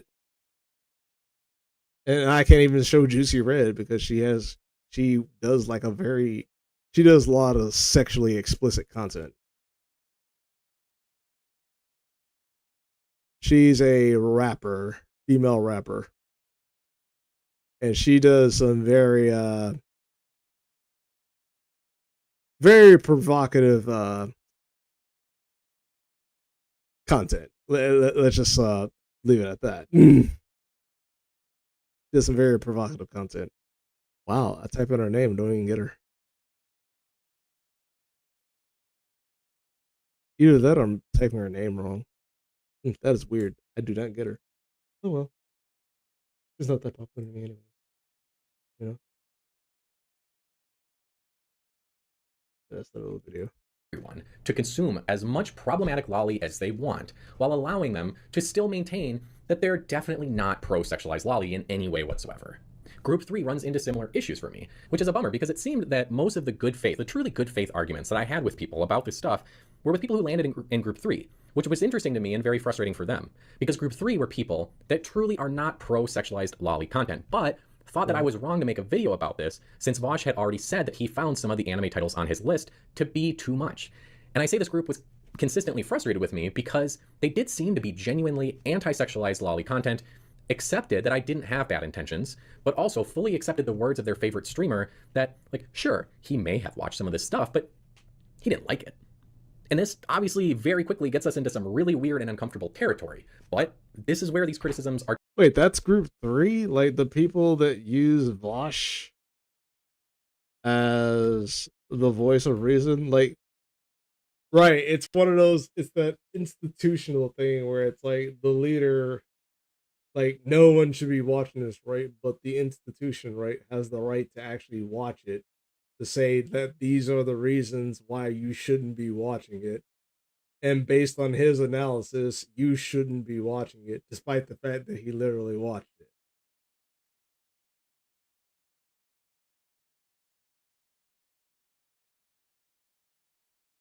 How's group three?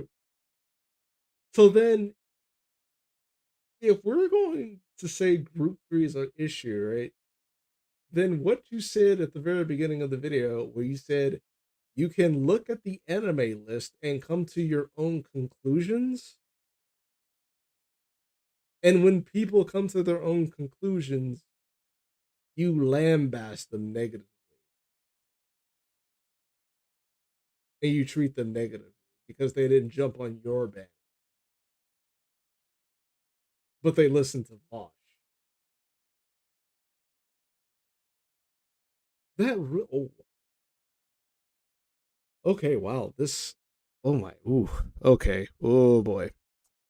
We both agree that Vosh has also destroyed his reputation after his Loli folder got leaked.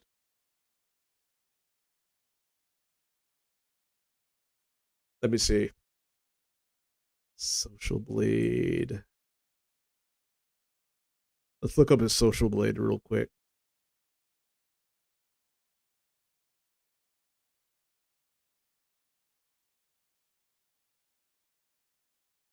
So this was like a year ago, right?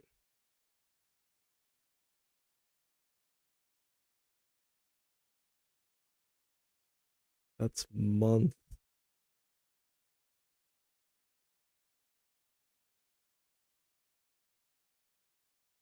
He doesn't seem to be doing that bad.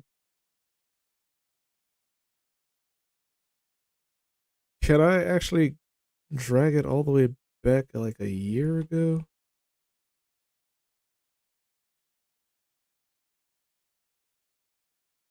No, I guess I can't. Yeah, it's based on month. I don't know. Like, Vosh is still up there as a content creator, you know? And that's the whole thing about like was it the guy called it personality. I forgot what it was called. It's personality something. It's when like your viewers are so enraptured by your personality that even when you like shit smear your own fucking brand, they still eat it.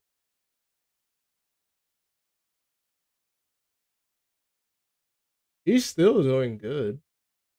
News rank 973. Subscribers for the last 30 days. He ended up losing 1,000. And this is for the current month, by the way.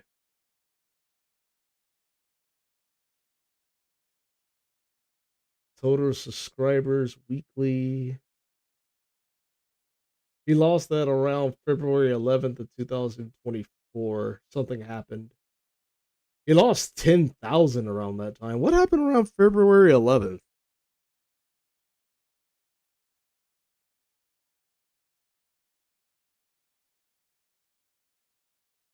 That's a good question. What happened around that time? Was that the moment where he lost the wait, is that the moment where he actually showed the Loli folder?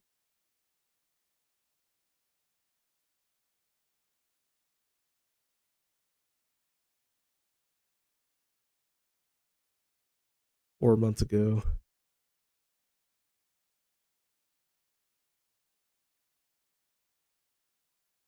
Yep. He only lost 10,000 subscribers.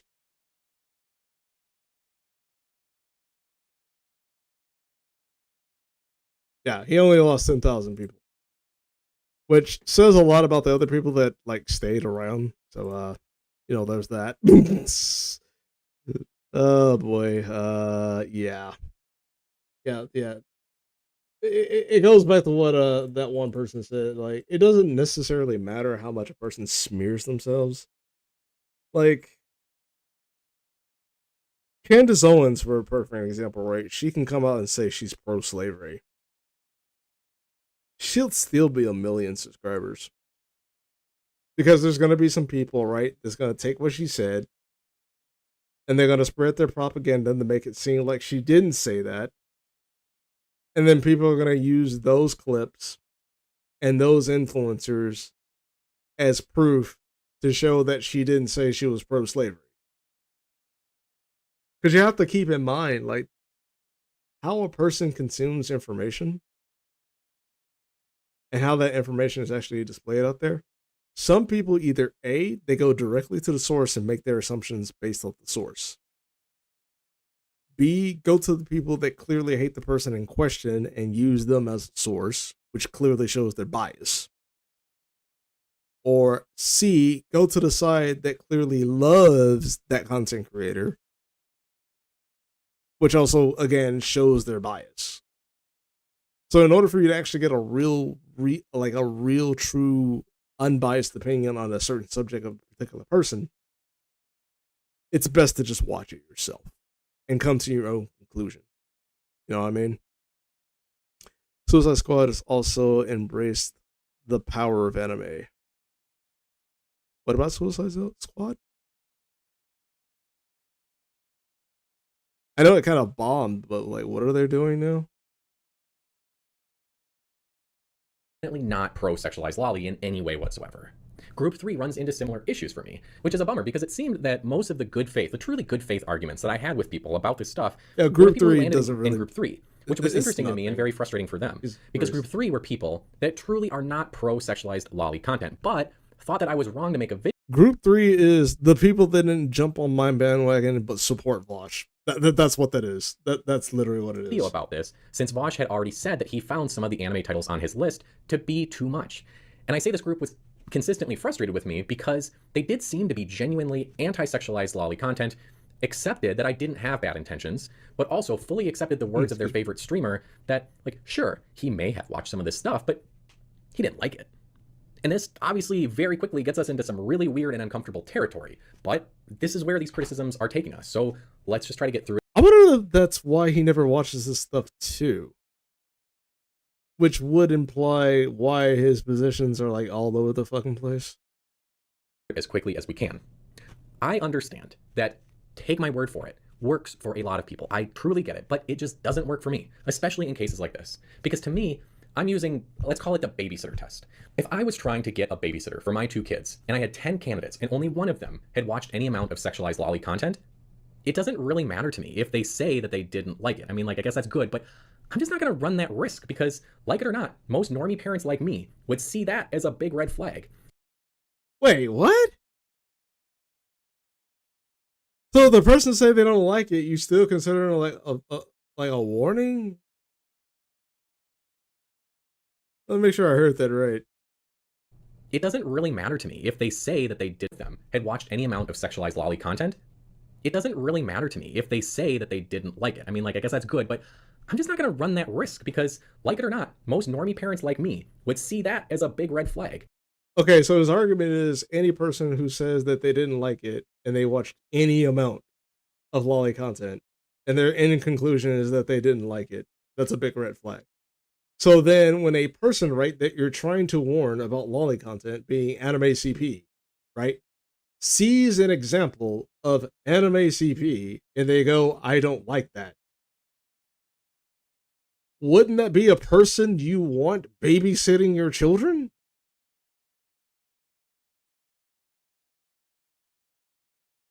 So that would mean, so then, wait, so what happens if a person like openly, admittedly, like, yeah, like they watch Loli and a lot of more extreme stuff? Like, would you let them watch your fucking kid then? Like, I'm so fucking, I am floored by this guy's video. Oh my god, we're just 14 minutes in. But this is also where I think I lost most of my good faith audience, because what I didn't do was say, this doesn't mean I think he's a pedophile. Because I assumed that I didn't need to. And frankly, that was... I didn't say he was a pedophile, but I assumed that I didn't need to. So you're saying that he is a pedophile?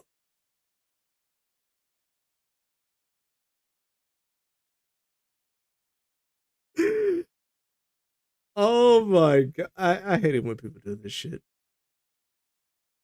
I'm not saying that he is, right? But at the exact same time, I am implying that he is. Like, at the very least, right? Would I assume Muda's a pedophile? No. I'll say he's a grifter based on the opinion of Loli, right? I'll say his opinion is rather retarded, right?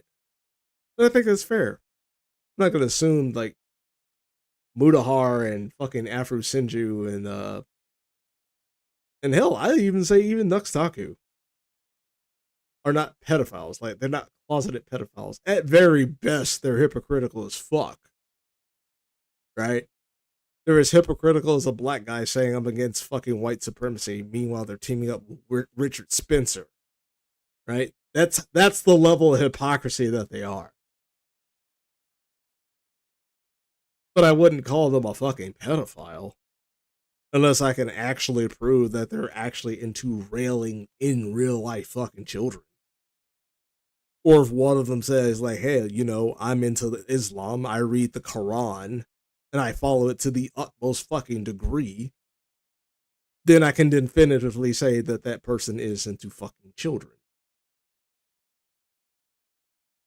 But at the very least, the best I can say about those three is just, well, those four, is that there's unhinged on this fucking subject. And this guy's fucking unhinged on this subject. Like, the whole babysitter test doesn't make any sense. This whole graph thing didn't make any sense. Like, he's basically saying that he's on the further end of the fucking spectrum of what everybody else is watching. So then what the hell is he watching? I honestly do feel like he's watching something far worse. What the hell is he assuming what other people are watching? Because his examples are all over the place. He doesn't have any solid evidence what the hell he's showing. And then, even if he did, I wouldn't want him to show it anyways, because that would be you distributing illegal content, which is punishable by law, by the way. That's a federal crime. Take it to the cops, my guy. Like, take it to the fucking cops. Like, Jesus Christ, this guy's all over the place. So just to get this clear, while I stand by my decision to raise a red flag here, it's just a flag, not a label, not a jacket. And no, even though this changes my personal views of Vosh, I don't think he's a pedophile. It's not a, wow, it's just a flag. It's not a label or jacket, but it is, but then you just not too long ago just said, I'm not calling him a pedophile, but I am implying. Wow, this guy. If I did, I would have handled this very differently. In fact, all you have to do is look back at how I handled things after my Mr. Girl documentary came out. I said that that was a line in the sand moment, and that there was no excuse to give him a platform ever again. You'll notice I didn't say that about Vosh, and I'm not going to, because at worst, I might personally be like, ew. But I don't think he needs to be deplatformed over this. I was disturbed by the list, and I raised a red flag because... So the person that you believe is a pedophile, that you're not saying is a pedophile, but you're implying that is a pedophile, does not need to be deplatformed. Okay. Which, by the way, what's a red flag to me might not be for somebody else. That is true. Fine. But there's no reason to take your disagreement with my choice to raise a red flag, or what I think is a red flag, to the truly wild extremes that some people have over this. Now, let's get to the meat of the video. We'll start with those bad faith and stupid criticisms. Like this one. You did this for the clout. This one is both... Whoa, wait. You didn't do group 4 or 5. What happened to group 4 and 5? What was the point of even having 5 fucking groups if you're just going to go over groups 1 and 3? Oh, right, because groups 4 and 5 are literally groups 1 and 2. Jesus fucking Christ. What I think is a red flag, to the truly wild extremes that some people have over this. Now, let's get to the meat of the video. Oh my God. We'll start with those bad faith and stupid criticisms. Like this one. You did this for the clout. Everybody this one is loves both bad boxes. faith and stupid. It's bad faith because I made it clear in my video, in the description of the video and on social media, what my motivations were for making that video. And since these reasons obviously didn't include clout, choosing to grab crap like this out of thin air is obviously just meant to serve your argument. And it's a stupid argument because there is significant overlap between my fan base and Vosh's, with Vosh's obviously being substantially bigger than mine. So why the hell would anyone think that I would have a net gain of clout over sharing even mildly unflattering opinions about... Because then you can get his subscribers that bleed out. I think it is fair to say that, and then your whole argument of like being against Bosch because he's in the well, he watches Loli. He's not saying he's in the Loli, but then he's also caught with the Loli folder, which he also did a video on later on. We're gonna watch that too. I think it is clear to say that you actually did all this shit for clout. You know, like the left eats the left, and because Bosch didn't hold up his principles the same way that you hold up your principles.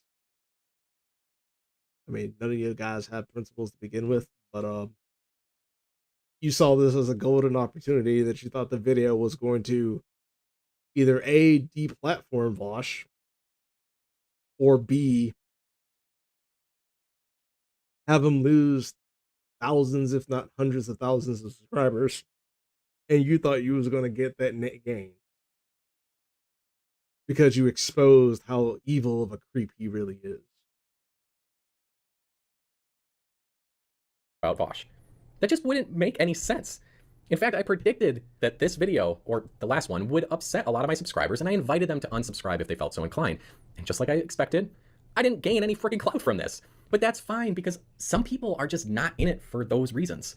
Then there's this one. This video proves that Londre is anti-queer and anti-trans. This one really pissed me off because I have been a strident ally of LGBTQ people for as long as I can remember. Funny how he's not really showing these kind of comments. And then we're going to go in the comment section too. As a matter of fact, well, is that in the comments?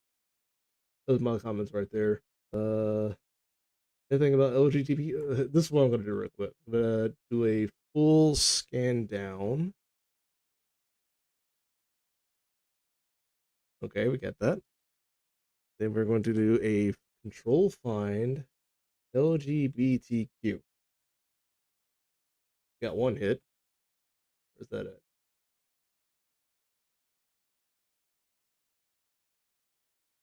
Is it a thread? On the video. It's not a video on the side. It must be in the thread.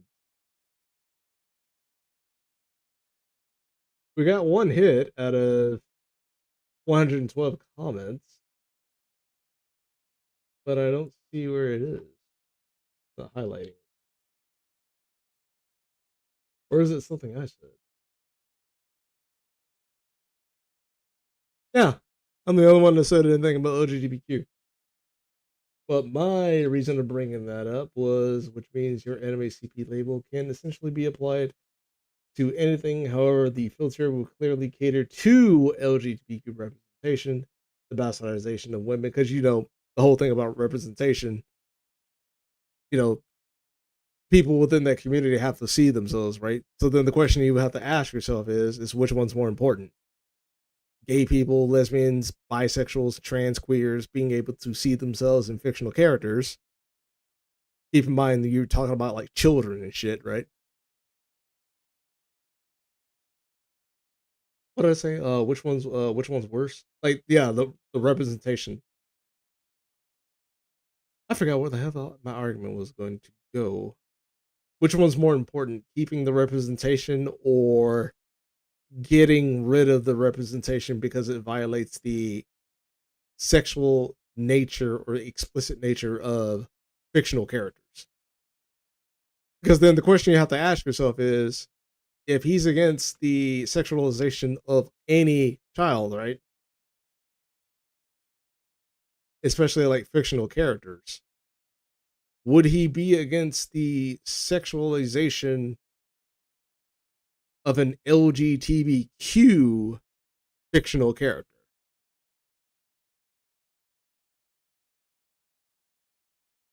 I don't think he'd actually be against that. Remember. And then you had prominent LGBTQ voices on Twitter insinuating and sometimes just outright saying wild shit like I was targeting Vosh because he identifies as queer. And then I'm trying to jump on the anti-queer bandwagon with the likes of Shoe on Head. That one is just so insane that I get to jump on the anti-queer bandwagon with the likes of Shoe on Head. That one is just so insane that I can only assume. Oh, because okay, let's a little clarification on that one. Shoe on Head is not anti-LGBTQ. Shoe on Head is anti-kink.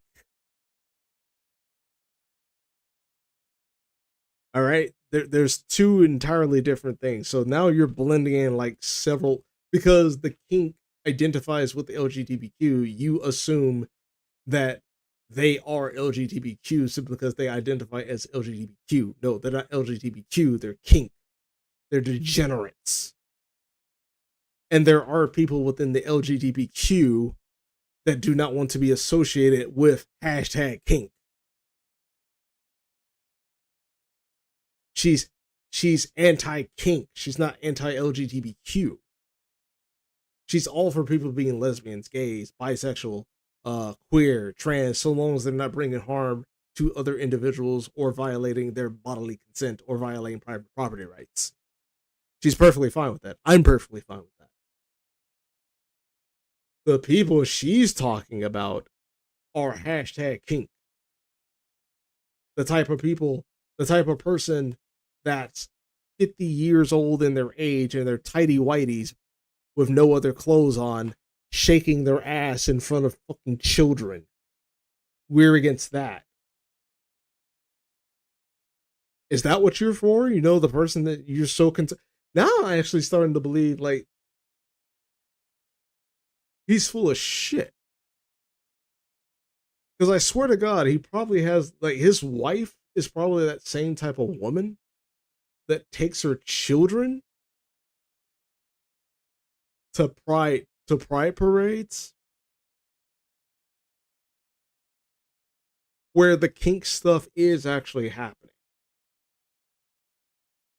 Which, by the way, if that is what is actually happening, right, it throws this entire argument out the window. And I think that's one question anybody needs to ask this guy. Would you take your daughters or would your wife take your children to Pride Island where they'll twerk, right? There ain't nothing really back there when you're like fucking prepubescent, right? Twerk on the stage with drag queens at Pride Island where a bunch of adults are watching children shaking their ass on stage with the ass pointing directly towards the audience, with the drag queen standing next to the kid encouraging the kid to shake their ass. I can almost guarantee you he will do that, especially if you understand the political behavior patterns of the left and the far left. And if he's associating hashtag kink with LGBTQ, he is indefinitely taking his daughters to that kind of crap. And if that is the case, he has lost all argument. Any at all. About being concerned about Loli. You see what I mean about people like this, where they're so distracted with non-issues, but they will literally bring their children into environments that they consider a non-issue, but has a more probable cause of causing an issue. Because there's a lot of stories, and I don't have any statistical data to prove, like, is this per capita or the freaking rate of it, right? But there are stories where you do have these drag queens sexually assaulting children. And you even do have drag queens saying, like, drag queen shows is inherently sexual. And if he's taking his children to these drag queen shows, or he's perfectly fine with his children being in drag queen shows in order for, you know, to feel representative, right? Because he keeps saying that he's a staunch defender of LGBTQ rights. And considering that he mangles kink with LGBTQ, I think it's safe to say that even in sexually explicit manners of like drag shows, he's willing to bring his kids there. He lost all fucking, like, 18 minutes into the fucking video. That is the defining point, I would say, in this video. Like, anything after this, he doesn't have an argument. He clearly doesn't have an argument. Jesus Christ. Anyone who is saying something so dumb must form all of their opinions from deep inside their colon shortly before pulling it straight out of their ass and sharing it with the world. Then there's this one. Londre can't take any criticisms. This one is just plain silly because this one is always said by. Of course you can't take criticism. Look what the fuck you just did right here. You disabled the damn like and dislike button. Well, you didn't disable it. You just actually you did disable it. Now people can't see how fucking ratioed you get. You can see it though. That really doesn't change anything. By people on Twitter who I just recently blocked, and for good reason. I will explain. I block people on Twitter who I have determined, in my view, are one or more of the following. 1, impressively dumb. 2, full of shit. Or 3, remarkably annoying. So if you got hit by a block from me over this. So you're willing to block people who are either dumb, or dumb. Fragile. Well, there you go. Now you know. I love engaging with intelligent, respectful, normal adults, and my replies and DMs bear that out. But I can't take feedback that is just plain dumb, especially when it's delivered by people who are just plain full of shit and are remarkably annoying. Then there's this one. This is all mainstream stuff. Well, first of all, no, it's not. Sure, some of it is, and that is actually the biggest. And you just shot yourself in the foot again. This is all mainstream stuff. No, it's not. Well, some of it is, but it's not. I mean, keep in mind, I just showed you the fucking article where they just showed Gura Garat singing "Take Me Out to the Ball Game" at a fucking baseball game. This shit is mainstream. Excuse me. Like, this shit is mainstream. And instead of acting like the conservative, right? Where you're clenching your pearls and shit about how people are not in the church singing the praises of the good Lord's name. How about you create something that is that can compete within the free market to dethrone the free market interest in Loli. That's like one of my main positions that I always had, especially with Christianity, right? Like they're always wondering why they're in the back of the culture war, not winning anything. Well, that's because your culture just stays rooted in one fucking place. Learn something from Japan. Like, create something that's more than just like Veggie Tales and Bible, you know? Create something like Castlevania. Like, can you imagine like if like Christians in the West made something like Castlevania? Where you're encouraging little kids to uh to play demons and priests or something like that.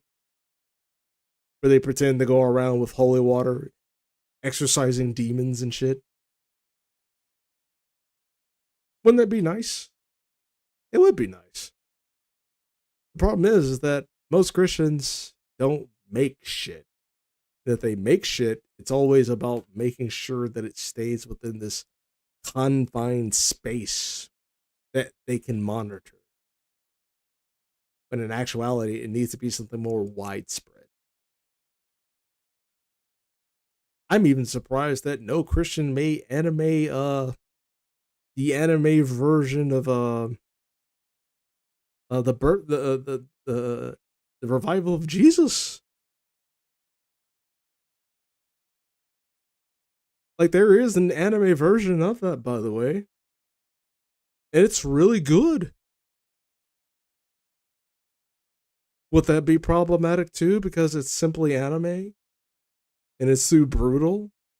Or is that the one you'll actually, like, Christians will actually like keep around because, you know, it actually fits along their ideology and they'll claim it for themselves without actually having to make it themselves? And then they'll put their own little spin on it.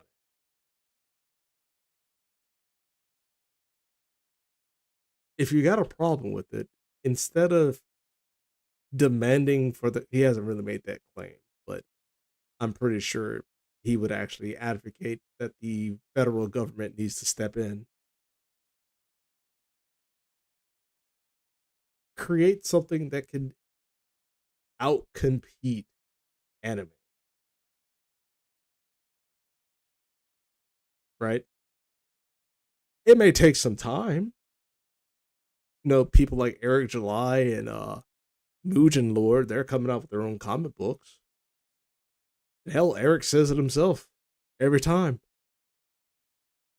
Japanese manga just eating your damn lunch with all this LGBTQ representation and queerness and all this other stuff, and Marvel and DC and this representation stuff. Like, it's not competing. Like, none of it's competing. And honestly, I do feel like he would be supportive of LGBTQ versions of the same thing that he says that he hates. And I've already went over my cases why. I don't know, what does that say? You don't know about the Suicide Squad Isekai? What about that? Huh? Hold on. Did I miss something? Squid. Squid. Suicide Squid. Uh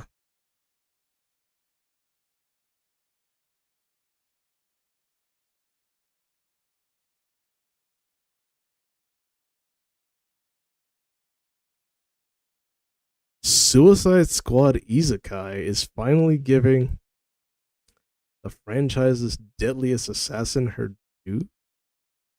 What? Is that like a subtitle, like Bible Black Gaiden or something like that?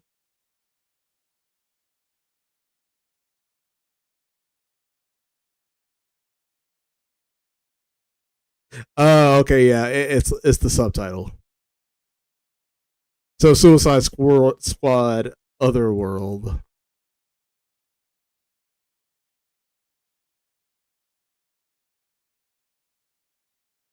Katana becomes Harley Quinn's nemesis. What? I am so confused.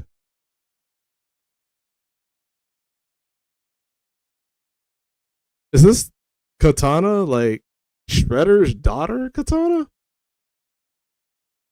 I am horribly confused. Yeah, I didn't know anything about that. Interesting. Biggest problem, which I said in the description of the video, but a lot of it isn't mainstream. Now, sure, we could get into a long thing about, oh, well, mainstream in America is different from what's mainstream in Japan, and blah, blah, blah. But let's just not do that, at least not right now. I shared Irish Laddie's full list with several people who are serious anime buffs and asked them to tell me if any of the 204 titles on that list are outside of the mainstream in terms of their sexualized content involving obvious minors. And they all came back with at least a few titles that made them uncomfortable. As a matter of fact, one of the very interesting... It's always made you uncomfortable. What about the target demographic that it's aimed at? Does it make them uncomfortable? You know? Did it violate their bodily autonomy? Did it destroy their private property rights? It didn't do any of that. It's always about what you feel. They're about what the people who are actually being offended, right? It's not about what they feel like, especially considering the fact that that demographic actually consumes the very thing you hate so goddamn much. Interesting patterns that I noticed in the comments and messages that I got from people who tried to quell my concerns over the anime on Irish Laddie's list were messages and comments like this. Yeah, Londre, I get where you're coming from, but this is all really mainstream stuff, except for maybe this one. But those exceptions were never the same. So okay, even amongst the people... So he is going over the other groups. He's just kind of jumped all over the place. Who watch a lot of anime, there wasn't even agreement among them about what was a bridge too far. But the real issue here is that, oh, it's just mainstream, isn't an excuse, even if it's factually accurate. In fact, the very fact that it is mainstream is the biggest problem. If it's mainstream, then that would imply that the people who put their money on the product have actually watched it from beginning to end, and they find no problem with it. I think the problem is that you don't like the fact that it's popular because your representation of LGBTQ bullshit from like Marvel, DC, gay Superman, gay Batman, that diversity bull crap, that's not taking off. And this is a propagandist hit piece on a product you need banned from the United States in order for your representation to actually receive any type of acknowledgement. That's honestly why I honestly do believe that this is like people like this are just propagandists. Because the gay shit they're into can't compete against anime.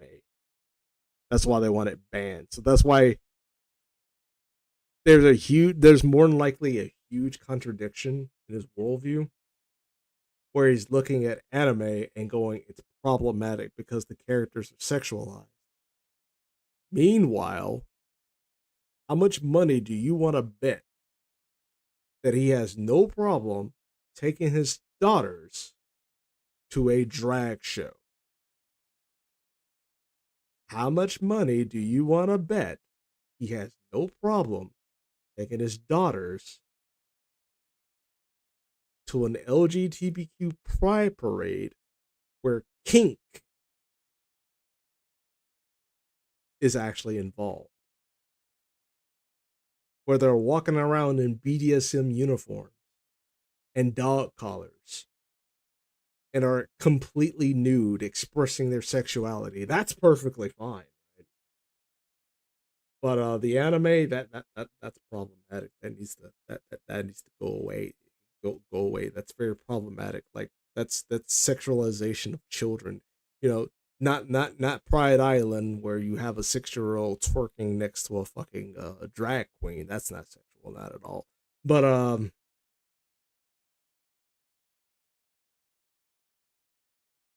this guy's a piece of shit. Fucking. And if I'm not mistaken, oh yeah, I wrote those very freaking words in the description of the video. The big issue isn't whether or not this creator or that one watches questionable material. The big issue is that a lot of this stuff has become mainstream and has become normal. And even if I accepted the argument that Irish Laddie's anime wasn't problematic at all, well, what about the other list belonging to Vosh B? It's hard to say because that one was made private before I knew about it or saw it, let alone was able to archive it. So, out of luck there. Old man Londre, you're being racist. Yeah, about that. So the contention made by some people was that because there are... Who the fuck would say... This is like the leftist mantra. When facing criticism, use the racist card, anti-LGBTQ card, the bigot card, the Nazi card. And he used them all. Cultures, in this case, in Japan specifically, where sexualization of minors is very much culturally accepted, including in form... Oh, no. Okay, now I get it where he's coming from. No, you're not racist. You're xenophobic. You're hella xenophobic. Because like I said, I can guarantee you wouldn't have these same complaints if the Justice League... what was that? I forgot the name of it. It's when I think it was like Justice League when they had that episode where they were all turned to like kids. How much money would you actually want to put on that if they were all LGBTQ kids and Wonder Woman's twerking in front of the camera, right? How much money you want to bet he ain't got no fucking problem with that? Forms far more extreme than anything on the list that I referenced in my last video. They felt that by expressing my disgust in anime that sexualizes minors, I'm somehow racist against Japanese people. Now, I don't know what kind of brainworms a person has to have to actually think that that's how racism works, but that's not how racism works. I also just have to throw in there that despite never being accused previously of being a Nazi, just a few days after my last video... Actually, no, I will prove that he actually is being a racist, because you want to know why? Hold on. Why is it that you only have a problem with sexualized children in anime, which means you were explicitly saying that you have a problem with Japanese cartoon animation, right?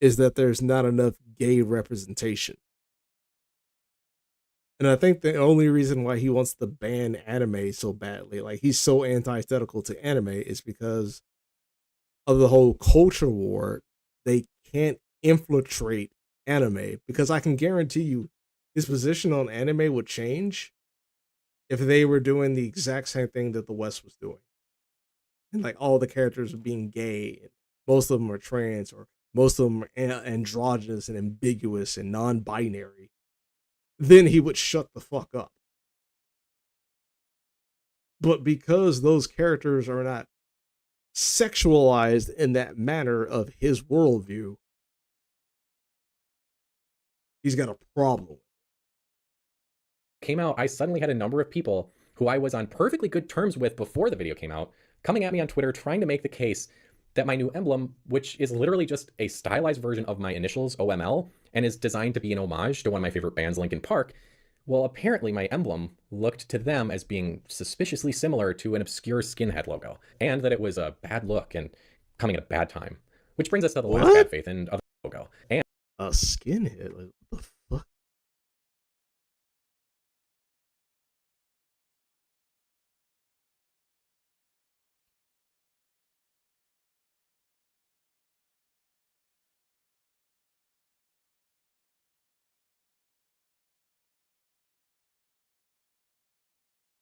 Skinheads against racial prejudice? What the? That's not what that is. I don't know what the hell this group is. Sharp. Anti-race. Oh, you know what that phrase means. They are racist skinheads who oppose, but they are for white power skinheads. They're actually neo-fascists, but they claim they are not, but they actually are. Anyone who uses the phrase anti-racist is literally racist.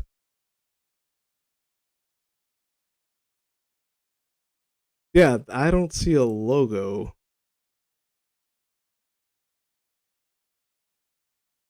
Because they got like the Spartan helm for that so-called sharp movement. But I'm not saying.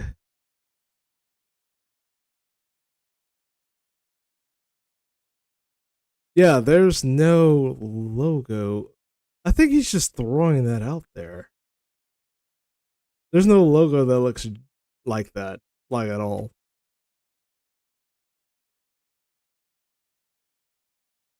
Type in skinhead racist symbol.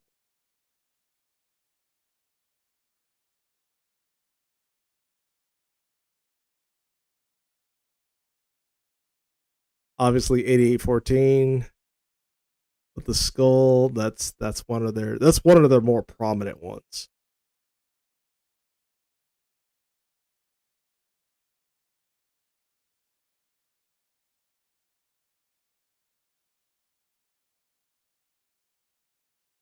There is no what?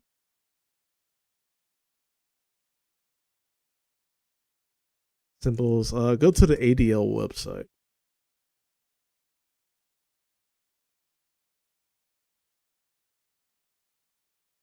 Okay, so there's the crucified skinhead that looks nothing like it. There's the echo where it's like three parentheses. Yeah, I've seen that before where they're actually like put Zionist in those parentheses. That's basically them saying Jews, being anti-Jewish.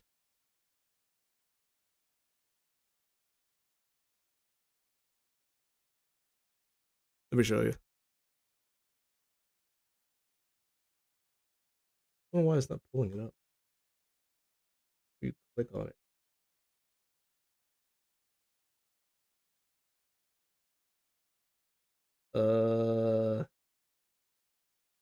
The reason why you're not loading? Because you just showed them, now all of a sudden you don't want to show any images. that's weird. Let's go here. Yeah, this is one of them. The crucified skinhead.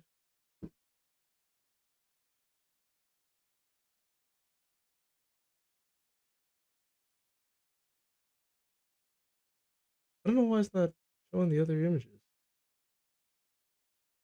Huh, that is weird. Yeah, these were actually at top. I don't know why they're at the bottom. There's the H8. There's the Echo. Runic writing. Why is it not showing it? Huh, that's weird.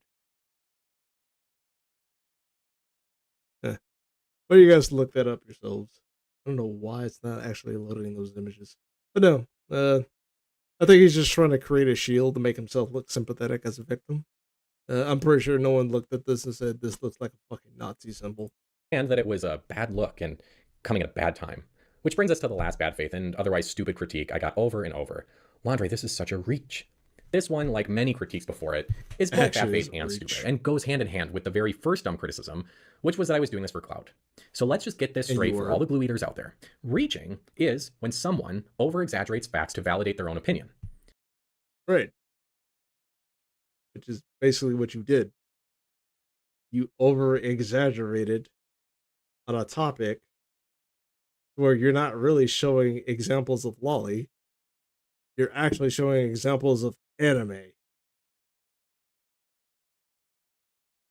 Where the characters are like there's a different, like a big fucking difference between a character that is underage and a lolly,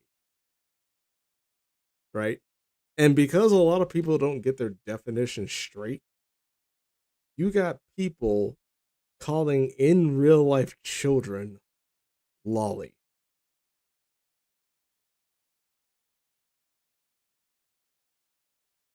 That's very dangerous. That is extremely fucking dangerous. A person who is reaching is so desperate to get other people to share their view that they're willing to embellish the truth and just make things up. A good example of this might be, I don't know, maybe somebody who's so desperate to discredit me and score some cheap clout by dunking on me on Twitter that they'd say things like, look, Londre's transphobic. Oh, actually, he's racist too. In fact, he might even be a Nazi. You're not even showing examples. You're just making up shit. Like you would, like he just got through showing like at the early part of the video, he was showing two examples, right? Painting these people as unhinged individuals, but then when you read the fucking screenshots he was showing, they're not unhinged. He's the unhinged one. On the other hand, if you think that I was reaching for something based on what I actually expressed in my video, you probably shouldn't be allowed to handle sharp objects, considering that what I actually said, and with great clarity in my actual video, was, hey, here's what I found, look at it for yourself, and you're free to come to whatever conclusions and opinions you want on your own. But here are mine. And then you lambast those individuals under group, what was it, group number 3? Where people literally came to the groups 3 and 2, where they came to their own decisions, right? Even group 1 and group 4 and group 5. They came to their own decisions and you lambast them. So basically, if anyone does not take your position, which is basically animation that is made from Japan is evil, if they don't jump on that bandwagon, something's wrong with them. Like, this clearly is propaganda. Like, anybody who talks like this, anyone who uses these, like, there's a lot of YouTubers that say this shit. And I can almost guarantee you, most of them either have had children at pride parades and they don't care. They have had them at drag shows, don't care. They have had them twerking with drag queens, they don't care. And probably had their children in areas where people will walk around butt naked wearing gimp suits. or in their underwear, or dog collars, or masks, and they don't care.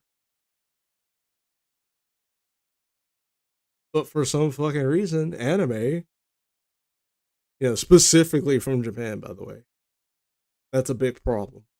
Nothing over here, by the way. The stuff that we're infiltrating and injecting our politics into. Yeah, there's nothing wrong with that. But there's definitely something wrong with that stuff coming from the East that we can't compete against because it's making our products look bad and it's making more money than us. And because it's making more money than us, and people really love anime, and people won't put their money on gay Batman or gay Superman or race swap Batman or race swap Superman. They won't put their money on our stuff or anything that's diversity, inclusivity, and equity. So we have to get rid of it because it's problematic. Granted, if that same problem was LGBTQ based, we wouldn't necessarily have a problem with that because, gay kids, lesbian kids, trans kids, queer kids, they have to see themselves. And if you see that as sexual or problematic, there's something wrong with you. That would literally be his fucking position. I'm sorry, but that's not reaching. That is just expressing a view that you don't like. So now let's wrap it up with some good faith and perfectly reasonable criticisms. Like, Londre, you don't understand anime, so you probably shouldn't comment on it. This is an understandable critique, but it's also completely illogical. First of all, if we applied this logic to the same political streamers who leveled these criticisms against me, fine, I'll stay in my lane and you can stay in yours. But let's think about what that would actually mean for a second, shall we? Since I'm not experienced with the subject of anime like you, I shouldn't be talking about anime, right? Okay, then every political streamer who's lacking in any sort Wait. and opinions you want on your own. But here are mine. I'm sorry, but that's not reaching. That is just expressing a view that you don't like. So now let's wrap it up with you're expressing a view that's not based on anything you found. You're expressing a view on basically something that you hate, which clearly shows that you actually do have a complete bias towards it. Because I've already went over the examples why you have a complete bias towards it. With some good faith and perfectly reasonable criticisms. Like, Londre, you don't understand anime, so you probably shouldn't comment on it. This is an understandable critique, but it's also completely illogical. First of all, if we applied this logic to the same political streamers who leveled these criticisms against me, fine, I'll stay in my lane and you can stay in yours. What about the people that don't understand the science? Do they need to shut the fuck up? Or are they free to express their opinions based on what the CDC publishes? I mean, keep in mind, I'm open to listening to dumbasses like you every day of the goddamn week. You give me water cooler stories at work to tell, so I'm all for it. But yeah. But let's think about what that would actually mean for a second, shall we? Since I'm not experienced with the subject of anime like you, I shouldn't be talking about anime, right? Right. Okay, then every political streamer... Well, actually, no, you can talk about anime. Be stupid, right? Especially if you're not coming from an factual position. And you're clearly not coming from a factual position. Coming from more of a... it's clear that you're not really paranoid. It's clear that you don't really care about your two children. It's all political. I think it's fair to say that this video is nothing more than a political hit piece. Who's lacking in any sort of real-world political experience and can only point to a few years of pontification to an audience who also lacks meaningful real-world political experience, well, then they all have to immediately cease discussions of politics too. And if I'm right on this, yeah, let me check my notes here. Yeah, it says right here that would mean that 9 out of 10 political streamers are going to have to find other stuff to talk about real quick because they all have no political experience to speak of, whereas I have over a decade of political experience. Now, how goofy of an argument is that? For many, the issue at the heart of my video... You have a decade of being a propagandist, not political experience. ...was primarily an anime issue. But for me, the creator of the video, it's not an anime issue, which makes this a largely moot point to begin with. This is an issue for me about the sexualization of minors in media. Being given a pass if we're talking... Which is specifically anime, which everything you showed in this fucking video is anime, which everything you showed in the previous video is literally a list of anime. About anime. And you don't need to be a full-blown weeb to know what a minor looks like, and when a minor is being sexualized. But let's say, for the sake of argument, that this is a 50% anime issue and a 50% sexualization of minors issue. If anime aficionados get to talk about this subject, then as a father of 2 young children, I get to talk about it as well. You don't give 2 shits on a solid fuck. I already know. Because these motherfuckers think the same, talk the same, act the same, sound the same. I really hate this piece of shit now. Every time he brings up his fucking children. Because if he is a full-blown leftist, you know for a fucking fact what this man does. He is more than likely took his fucking children to a drag queen show by the age of 3. He's probably read Queer Theory to them and showed them the fucking pictures, which, by the way, literally depicts babies giving head. He is not concerned in the slightest. This guy's a propagandist. But if me being a father isn't good enough to be able to talk freely about this subject, then you being into anime isn't enough either. But of course, again, this is all just silliness. You don't need to be an experienced real-world political professional in order to share your views on politics. You're right. You don't need to be a professional, right? You don't need to be a professional within the medical field in order for you to express your opinions on an experimental vaccine. I am so glad we came to the same conclusion. Give this guy a hand, guys. Give this guy a clap. I'm glad we came to the same position, the same conclusion. Like, right? Which I'm pretty damn sure. I'm just joking, by the way. I'm pretty damn sure when it comes to this fucking position, right? When people are giving their own opinions about, an experimental fucking vaccine, I'm pretty sure he's all for censorship. And I'm pretty sure he's all for locking people up for their opinions. Oh, but when his dumbass wants to open his mouth about a subject that he has no fucking understanding of, guys, it's just an opinion. You need to hear me out. And just because you don't like my opinion, right, doesn't mean I'm evil or anything, right? I'm going to express my concerns because I'm a concerned parent. I'm a concerned parent who takes his prepubescent children, which is under the age of 13, by the way, to drag queen shows and LGBTQ. Not to be confused with just LGBTQ. Those are 2 entirely different sects. I take my children to kink, where they're surrounded by people doing BDSM and other over-sexualized subjects and positions. Hell, most are even walking nude. I got no problem with that because they're just expressing their sexuality. They're expressing their L, the G, the B, the T, the Q, and all 64 pronouns and other sexualization. So it's perfectly fine, for me to bring my kids to these areas, but it's not perfectly fine for you, right? For my kids and your kids to be watching anime of sexualized minors. Keep in mind, I bring my kids to drag queen shows. That's perfectly fine. They twerk on the stage, by the way. They're pretty good at it, too. They're really good at it. You don't need to be a parent to know when an animated character is meant to look like a child. And you don't need to be an expert in anime to talk about anime you find problematic. So I just reject this whole argument out of pocket. But here's the other thing.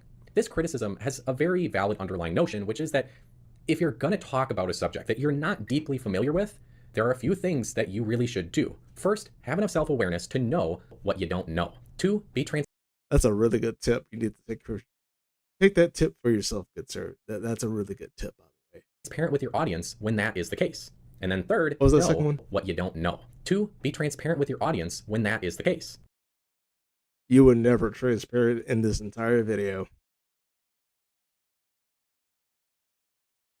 Well, in terms of actually showing those screenshots, you were pretty transparent. But when it comes to you actually delivering your framing of those screenshots, it's clear that you want people who are not watching the video to be on your side without actually looking at the evidence. That is of poor resolution, by the way. And then third, consult with experts or otherwise knowledgeable people who do know a lot about this. Oh god, the fucking experts. Wait. Consult the experts? Buddy, you had no experts in this video to begin with. What expert are you referring to when you're talking about anime? Huh? What government official are you referring to when it comes to the nuances of anime? You didn't bring up one fucking expert to begin with. Like, this guy's a fucking clown. The subject at hand. And I will check my notes again. Yup, I did all of those things. Here's the next one. No, you did not. Accusations. Words. Allegations. Words. Be more careful. Many critiques I got centered around the claim that I accused or alleged something awful about Vosh. However, this is completely imagined. Because I never... You literally did it in this video. While you weren't calling him a pedophile, you were heavily implying that he was a pedophile. Because people who watch Loli is problematic, right? So if people are watching Loli, that would mean that they are problematic. So by your definition, right, and your threat assessment, since Vosh watches Loli, or what you interpret, it's not really him watching Loli, it's what you and his dumb brain ass interprets as Loli.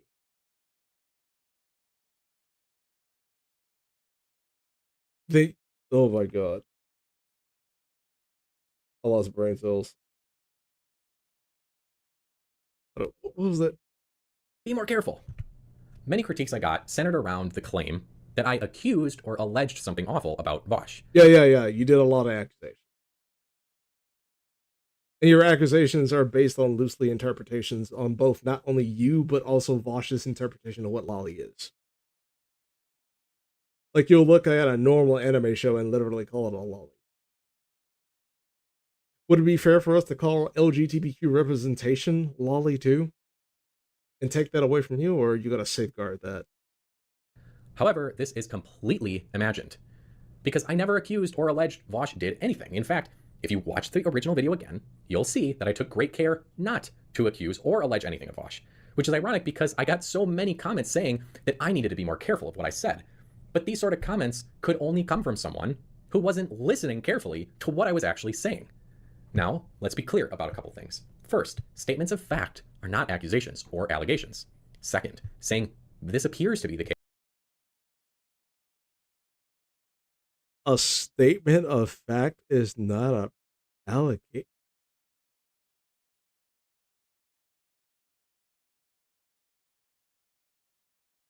Okay, Case, but I hope I'm wrong and I invite corrections, is also not an accusation or allegation. So, 3. When the thesis of my last video was, I found this list that belongs to a user named Irish Laddie, that is a fact.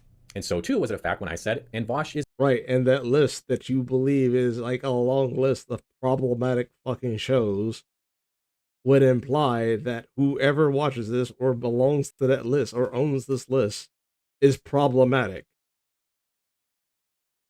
Is known to use that username. That's a fact too. And when I said, here's why the contents of this list disgust me and leave me disappointed in Vosh if this is his list, that's an opinion. In other words, the entire video is framed around and leave me disappointed. Vosh is known to use that username. That's a fact too. And when I said, here's why the contents of this list disgust me and leave me disappointed in Vosh if this is his list, that's an opinion. Well, yeah, that's an opinion. That's very opinionated for you to be disgusted by that list. You know, something may disgust you, some things may not. But actually, that's more subjective, not opinionated. But, again, this is the type of person that believes mayo is too spicy for consumption. So. In other words, the entire video is framed around 2 statements of fact and 1 opinion, mine. Nowhere in the video did I make an unsubstantiated statement about Vosh, which would be an allegation.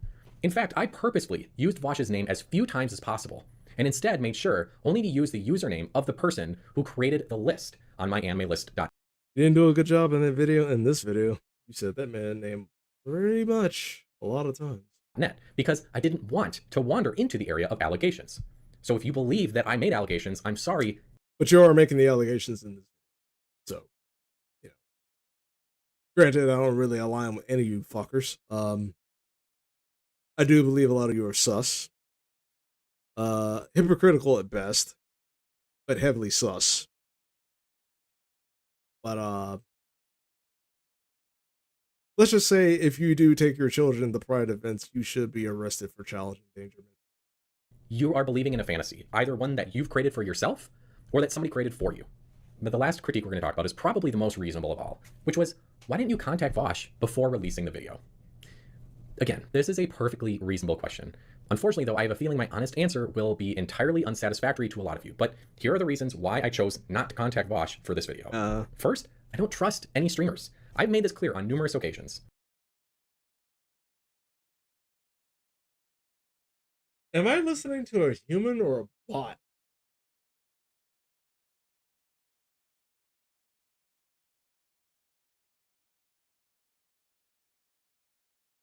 You don't trust any streamers, but yet you were a fan of said streamer.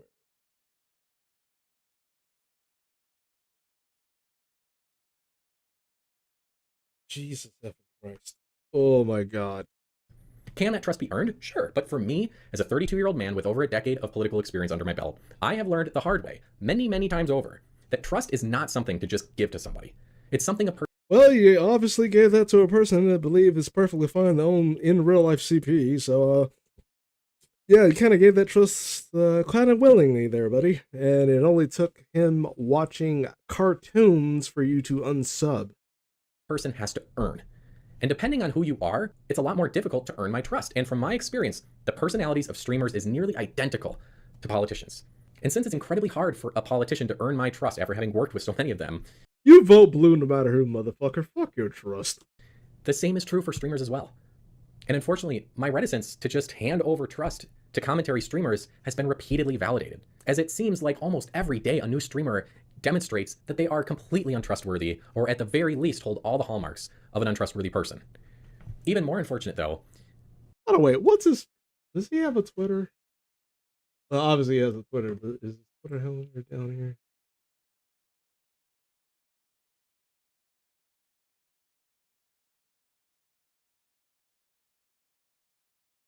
I want to look at the... What's this?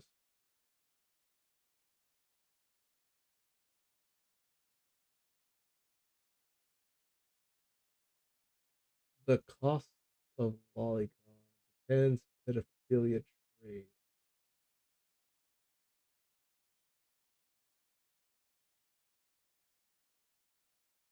That's a lot of this to go through. Here's a question: why hasn't he like substantiated his claims using this study?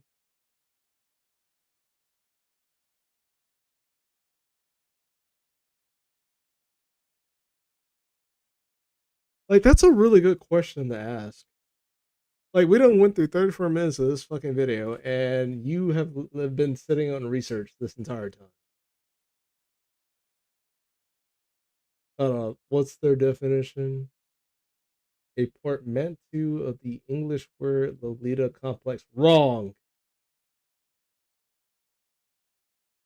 Wrong. A genre of Japanese media, often anime, manga, or video games, that includes young or young looking female characters in sexual situations.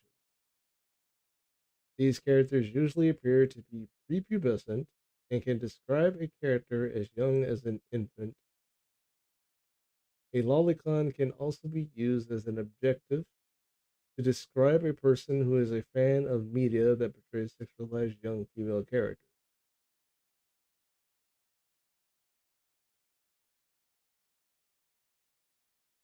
This whole definition is like fucking petite woman. It is the body of a petite woman. While the animation and drawing of the person may seem young or baby or prepubescent by look, that does not mean the character is a fucking baby or is a minor. Matter of fact, here's a perfect example.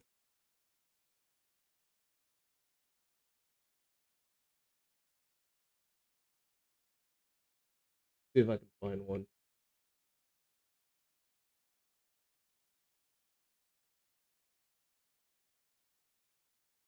Actually, here's a perfect example right here. Does this chibi version of Tsunade means that she is an underage character? She looks young, right? But does that mean she is young? She looks prepubescent, but does that mean she is prepubescent? No. Why?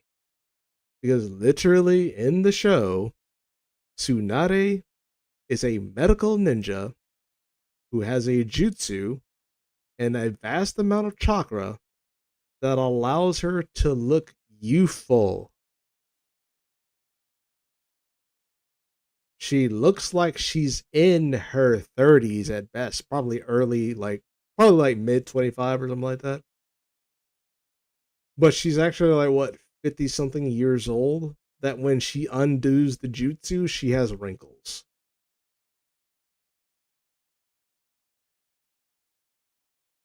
That doesn't mean she's a minor.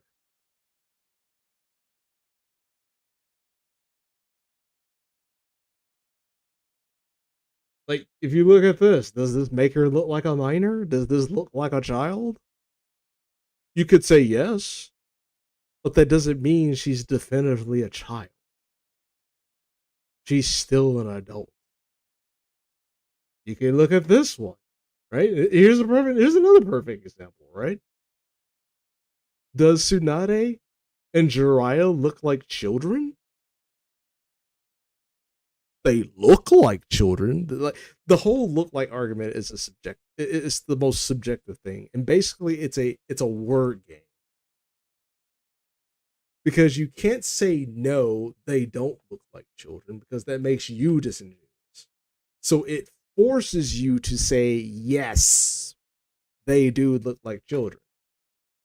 So it's supposed to put you like the word argument is supposed to put you on the position to jump on board or else, right? So if you sit here and say, no, they don't look like children, right? That makes it look like you're being defensive and that you're hiding something. They want you on the defense. They don't want you being on the offense. Their whole goal is to make you on the defense so they can be offensive towards you. When you need to be offensive towards them and make them go on the defense. So when someone says something along the lines of, does this look like a child?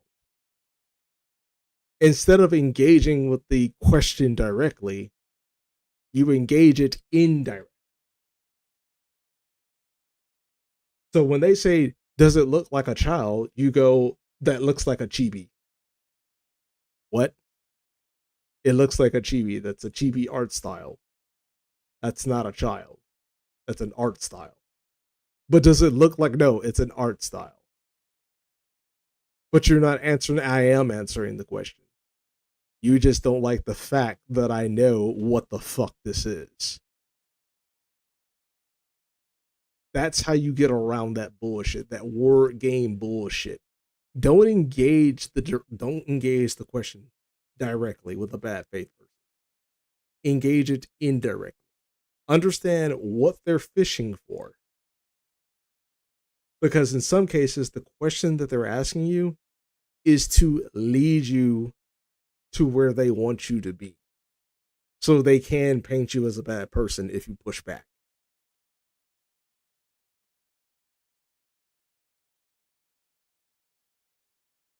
Yeah, now I kind of want to look at this damn thing. So, first things first, who funded this shit? Because that's the one thing you always gotta ask yourself. Megan Sklovisky, part of the Japanese Studies Commons. Let's see. Let's take this name. Actually, no. Let's take this person's name.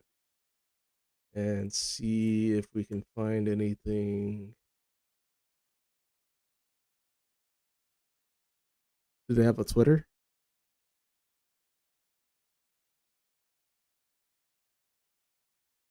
They don't have a Twitter, but they do have a LinkedIn. I don't know if this is the same person or not. Right context analysis that Microsoft. No, this is not the same person.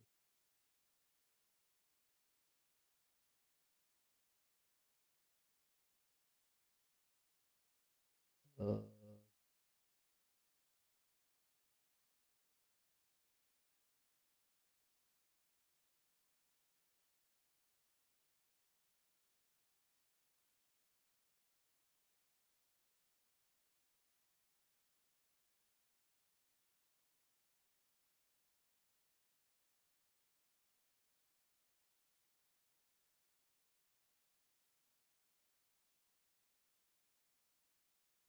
it's not an in-depth look at the topic and only looks at it through one lens, so it misses key details about pictophilia and what the fuck? Scedophilia? What is scedophilia? Am I even saying that right?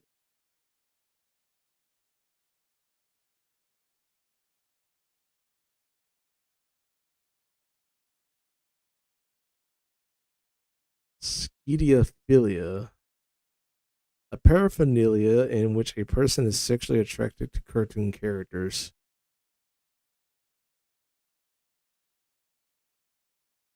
It doesn't need a fucking terminology. Wait,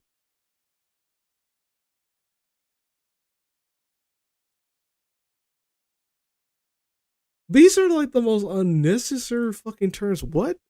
So there's pictophilia, pictophilia, philia, and schizophilia. If I'm saying that right, these are all three terms that mean the same fucking thing.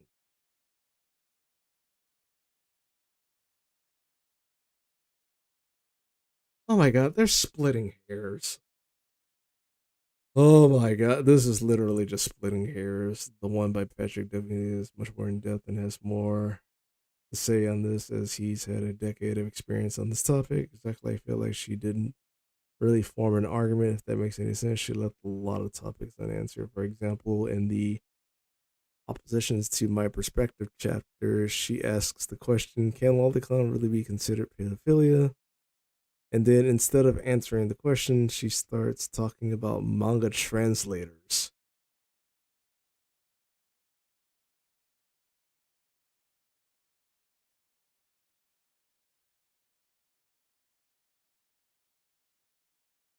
And lovely.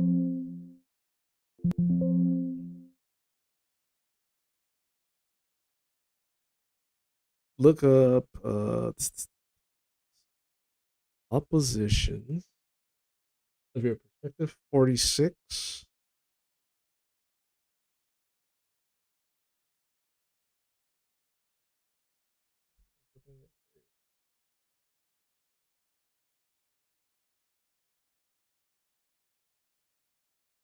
Oppositions to my perspective.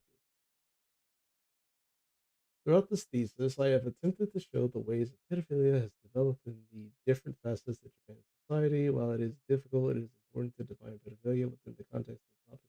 Plus, we generally define pedophilia as a psychiatric disorder characterized by a reoccurring sexual attraction to children, usually under the age of 13. However, in more colloquial terms, we think pedophilia as any sexual attraction or behavior conducted towards someone under the legal age of consent. In order to properly contextualize the way pedophilia is defined in this paper, we must also look at the ways that it's defined in Japanese legal context. The age of consent in Japan is 13. No, that's the local. The federal is actually 18, which is the youngest out of the G8 countries, a standard used by the measure of the world's most industrialized countries. However, while this is legally true, this law is usually not the standard by which pedophiles are persecuted. Similar to federal legislation in the United States, Japan consists of 47 prefectures that have their own local statutes. Right. While 13 years old is the minimum age of consent countrywide, each prefecture has its own legislation regarding obscenity, also known as the corruption of minors laws. Depending on the prefecture, these laws raise the age of consent to 16 to 18. So the legal age is not 13, the legal age is 16 to 18.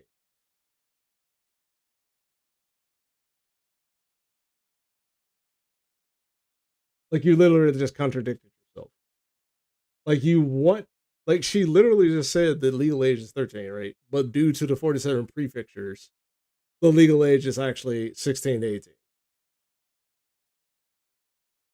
So the legal age in Japan is 16 to 18, not 13.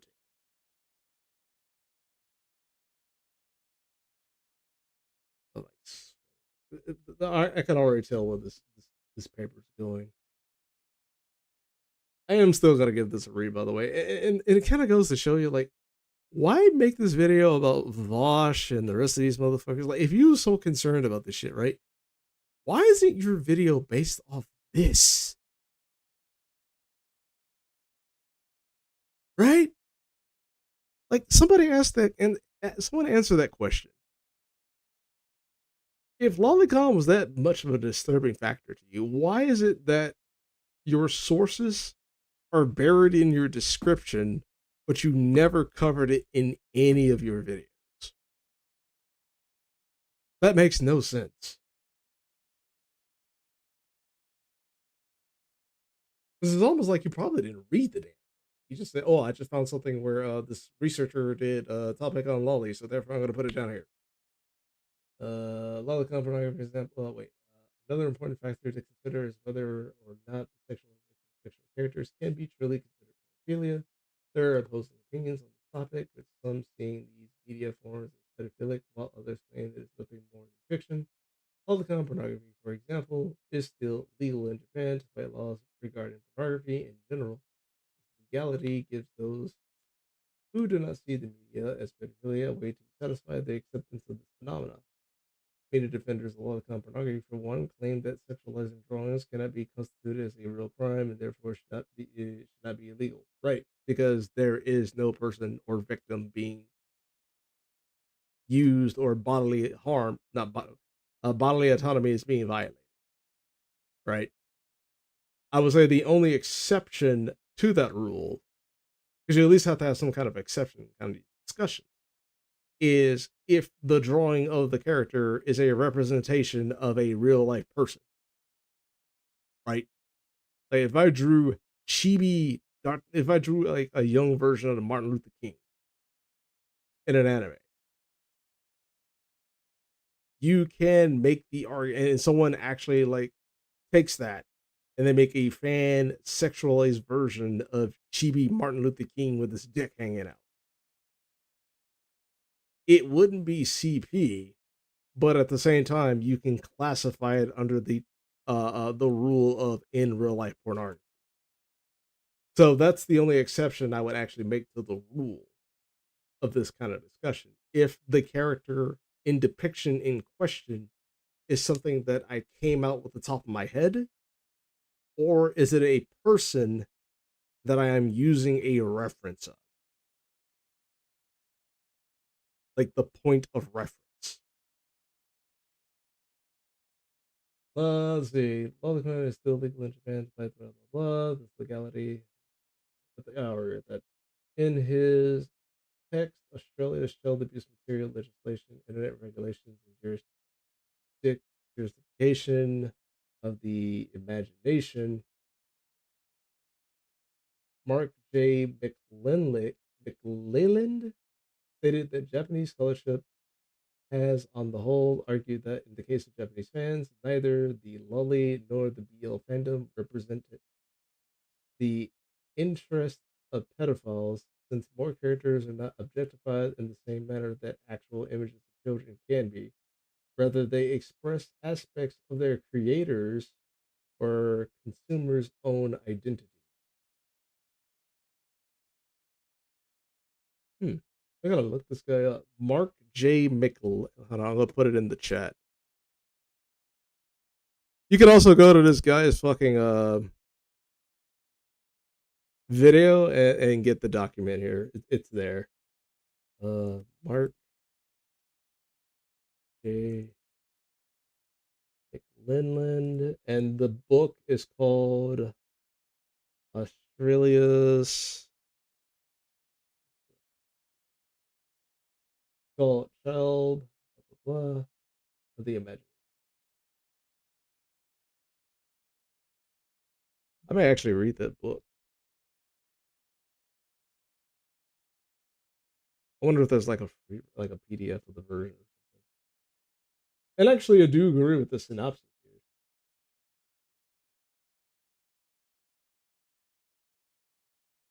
Neither Loli or BL fandom represent the interest of pedophiles. Like pedophiles are not interested in fictional characters. Like that's the main thing I've always been saying this entire time. Like if a person has indulged in the act of violating the bodily autonomy of a child, and they're used to that pleasure, and they've experienced that, and you showed them a picture or a drawing of a character, something that doesn't exist in reality, what do you think they're going to go after? Do you think they're going to go after the drawing, or they're going to go back to the person that they end up having sex with? Or do you think they're going to find someone of that same age that they ended up violating the bodily autonomy? They're going to do the latter because they've already passed that borderline where the only way they're ever going to experience that type of pleasure is by violating another prepubescent's bodily autonomy. They're not going to get the same satisfaction imagining a fictional character writing their genitals, because at that point you're using your hand, and your hand, like an adult hand, cannot replicate. I'm not saying from experience, I'm saying from point of view, just from look, by the way. um a hand cannot replicate a prepubescent genital. It just can't. Even if you're using tissue and lotion, it's not going to be the same effect. So, because again, and I said it in my previous video, the difference being is the power dynamic, right? The power dynamic of a pedophile is they are asserting their dominance on a weaker being. There is a play of oppression and subjugation of that mindset preying upon a child. You can't replicate that with a fictional character because it's all in your mind. It's not the same thing. Because if it was the same thing, I think the argument for slave owners, right, when they abolish slavery, would be just imagine it in your head, you'll be fine. And they'd be like, yeah, you know what, you're right. I'll just imagine that I still have my slave workers and my plantations, and and everything will be perfectly fine, despite the fact that I'm not really exploiting their physical labor, right? And I don't get to pocket all the profits off their labor, right? I still got expenses to worry about. Now I got to pay people for what they're actually worth. I don't want to do that. That's the reason why I got the slaves in the first place. So while I am imagining that I have my slaves and I have my crops and I'm exploiting their labor in my mind, material wise, I'm not getting the benefit for it. Right? You can't subjugate or oppress a fictional character. The only exception that I am willing to accept in this discussion is if said fictional character is a representation of a in real life person. And what is it exactly these DI people doing, by the way, where some of these characters look dead ass like these individuals. It's almost as if, and I'm pretty sure they know, uh, there are people that take these characters and they draw their own versions of them, their own adaptations of, and they sexualize them in a way. I think that's what, especially some of these people, you look at them, they're ugly as fuck. I think that's what they want. It's not just the fact that they want the recognition, the social recognition of a very popular character where LGBTQ people can actually, project themselves onto and imagine that that's them. No, no, they want a little bit more. They want the character that literally is them sexualized. And keep in mind, this is like a grown person, right? I just can't really imagine someone within the Rule 34 community making a sexualized drawing of Whoopi Goldberg.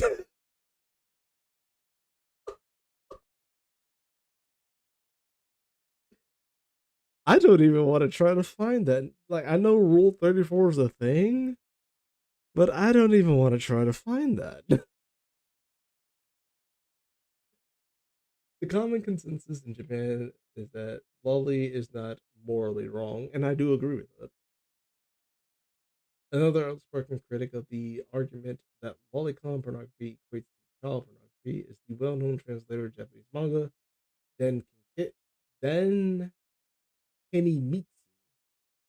When responding to the potential ban of this form of pornography by Japanese government in 2014, Kenimitsu stated that he disagreed that this form of pornography normalized the sexual abuse of children, but rather was a venting mechanism for those with pedophilic fantasies.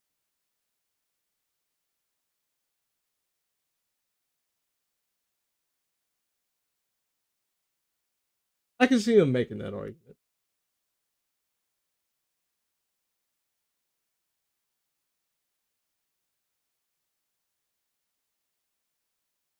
but rather was a voting venting mechanism.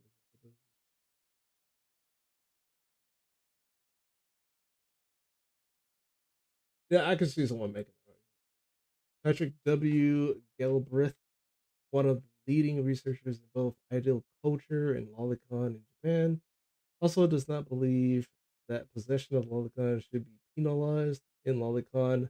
The reality of virtual child pornography in Japan. Galbraith ends his argument by stating that both possession and creation of lolicon is within the realm of free speech, which I agree with, which must be upheld even if some are offended by it. He states that it should remain legal until it actively hurts someone. It itself is actually hurting someone, not someone using it to draw a child into a false sense of security, being love bombed and then preyed upon. Those are two entirely different things. It's the whole anti-gun argument, right? It's the same thing. Instead of blaming the person that uses the gun, they blame the gun itself. Instead of blaming the person who uses lolly, they blame the lolly itself. Well, then when you get rid of the lolly, what do you think the pedophile is going to do to lure kids into a false sense of security? There's other things like candy, Pokemon cards, puppy dogs, kink, twerking, drag queen shows, that dilapidated white van going around with free ice cream on the side. There's other things that children whose insecurities allow them to be preyed upon. These people can take advantage of. And that's like the one thing I noticed, like a lot of anti-lolly people really don't like talking about. is it's again that same argument of blame the tool and not the person using it. Freedom of speech. And about it, he states that it should remain legal until the act occurs someone. He claims that sexual violence against women and children is an unfortunate social reality. That is true. And censoring fiction depictions does not reduce it, it in fact increases it. Because I remember reading a study back in a couple of months ago, I think like a year ago. It was the Shea Republic. It was reinstitutionalized after the fall of communism back in 1890 something, I think it was. I'm not entirely sure. You can fact check me on that one. And there was a high increased number of women and children being raped during the period of communism where it banned pornography. I think it was like 5,000 cases a year. And then when the Communist Party fell and the Shea Republic was instituted, one of the things that they did to reduce harm towards women and children, right, was to reinstitutionalize and legalize pornography. Because the mindset of a predator is what? What's the ease of access? Right? And the ease of access is porn. Now, one, because it does kind of conflict with what I said about earlier about what would the predator go after, the drawing, right? Or the real person. But I think that's more of a because you also have to factor in the people who just went for the porn was that people that never experienced sex and they just use that as a substitute because they don't want to get caught now in a reinstitutionalized Czech Republic and they don't want to get in trouble, so they go for the pornography and they don't want to take the risk of being in trouble for for violating the bodily autonomy of a female, a grown female or a child, right? Or for the people who already indulge themselves with rape of women and children, right? Would they look at that and they'll be like, no, I want the real thing. It's like my hand ain't enough, you know. They want the real thing. But when they reinstitutionalized porn, it cut the sexual assault cases by half. So I think that is a really like, and that's the position that I hold too. That you have a lot of people trying to ban pornography, right? And I honestly do believe it's a necessary evil. Now, do I believe like porn addiction is a real thing? Yes, I do believe porn addiction is a real thing. I haven't really read too much on it. I really do need to get on that. But from what I know,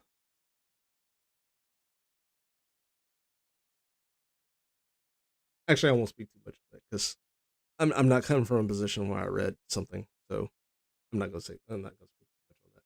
But I honestly do believe like porn addiction is excuse me, addiction is a real thing.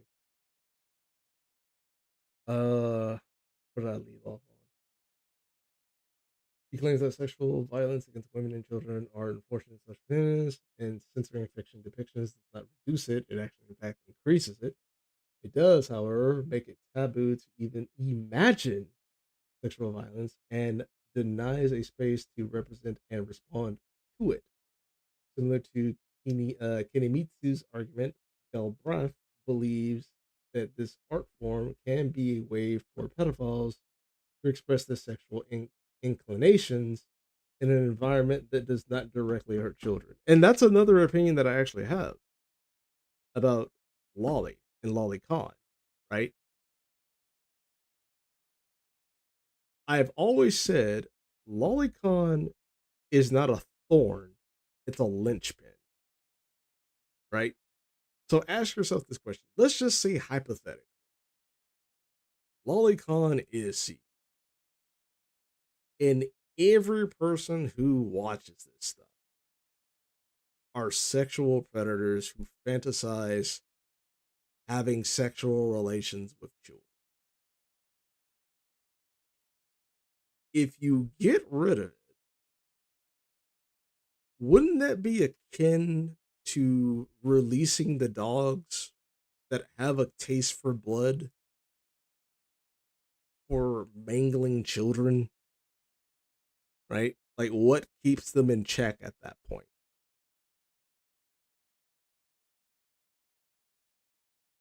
So you're not trying to stop harm, you're trying to encourage harm.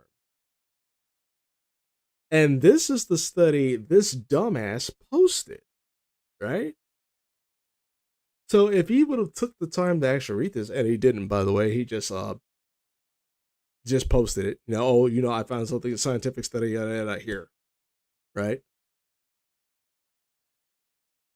You trying to ban anime in general, including Loli and Lolicon, you're trying to incentivize people to harm your daughters, you dumb motherfucker.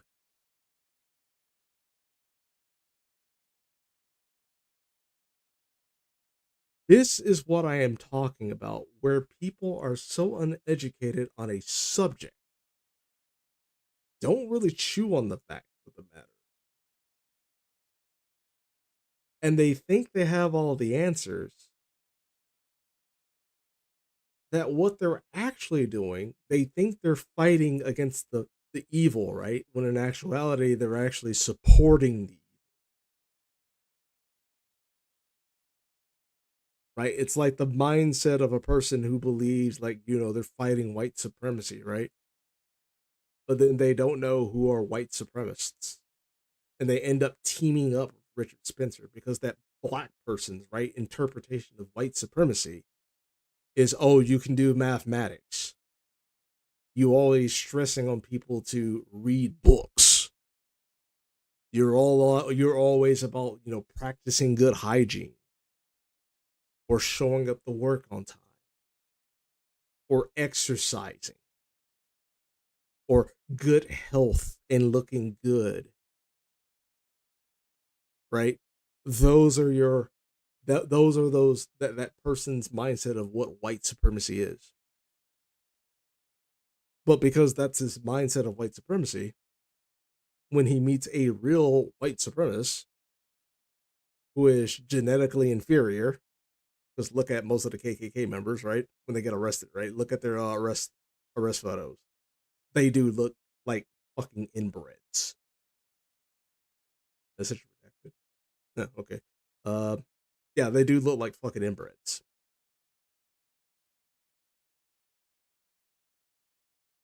Now, your interpretation of white supremacy, a person who isn't a white supremacist, right, is weak, inferior, and oppressed.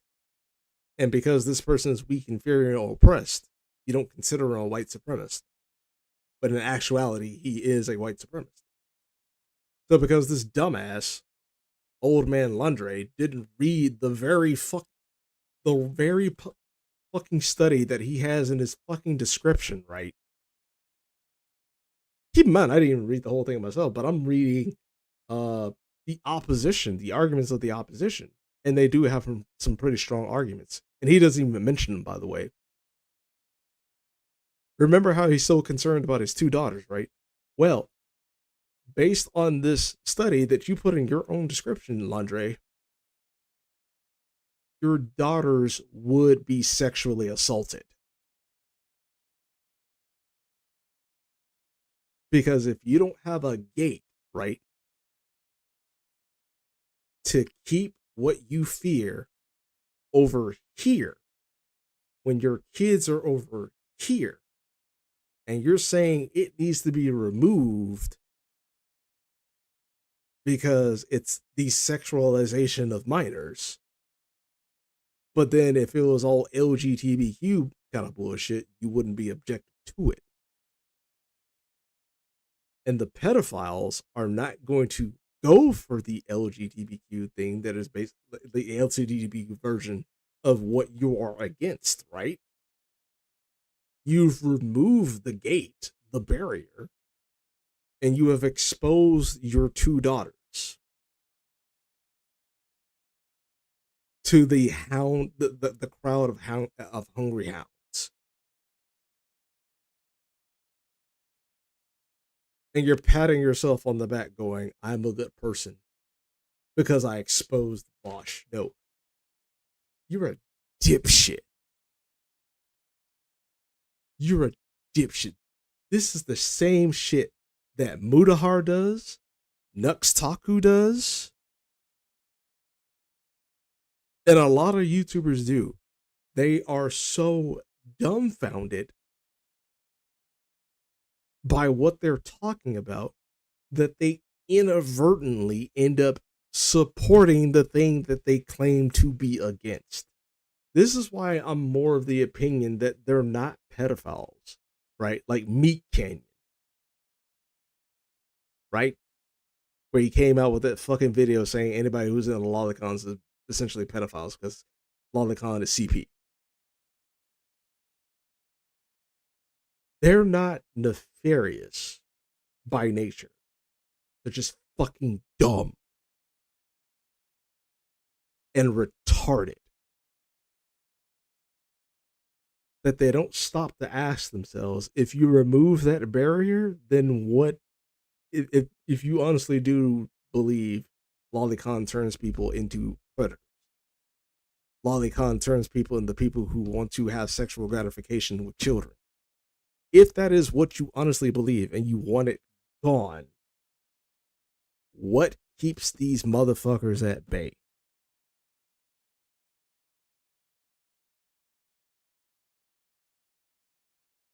Nothing.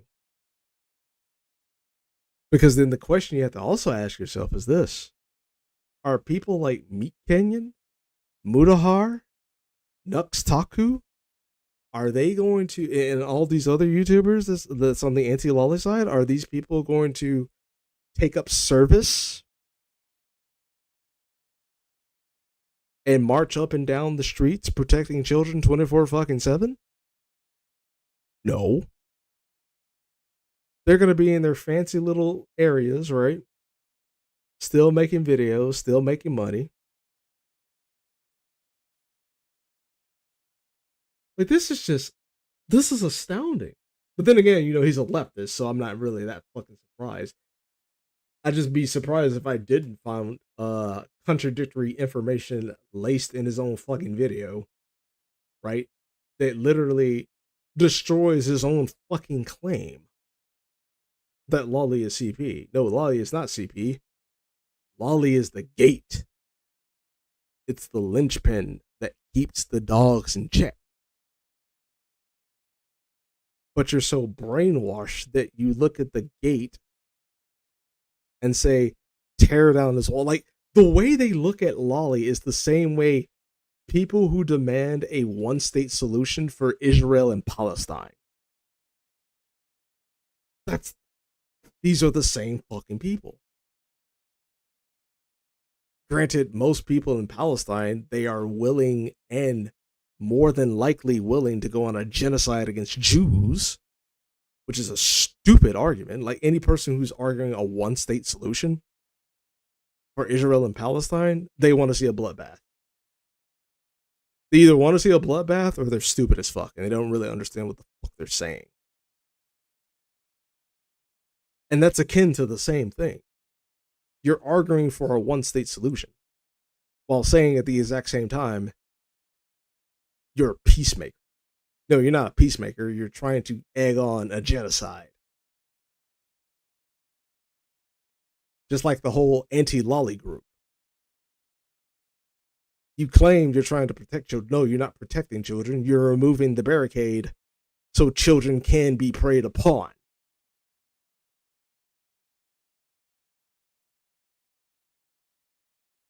That's a big difference. Like, oh my god, like, And for the people that are actually watching this video, by all means, like share this video, share this live stream. I may actually like flip this part because this is very important because we've been streaming for the last like what? Where's my mouse? Okay, there you are. We've been streaming for the past 3 hours. So I think this is definitely something that needs to be highlighted. Because I honestly do believe like most people like this in the anti-lolly community are this fucking dumb. Now don't get me wrong. Are there actual predators within the lolly community? Yeah, I'm pretty sure there are. But I think the biggest problem is like the nuance of discussion is always lost. So you get anti-lolly people thinking they're on the right side of history. You know, they're here saving children, but in fact, they're actually endangering children because they want the barricades removed from people that they believe are predators. But then when you remove the better barriers, what what keeps them in check? What keeps them away from the children? Nothing. So now children are now on the menu because you took away lolicon. Right? Right. That's why it's in place. Right? That's why that kind of stuff's in place, is to keep them away from children, not encourage them towards children. Keep them away from children. Because it's a mitigator. It's not an incentivizer, it's a mitigator. Now I need to look up these guys. What's their names? Patrick W. Galbraith, and his book is The Reality of Virtual Child Pornography. Lolicon, The Reality of Virtual Child Pornography. I need to look these books up. I'll put that in chat as well.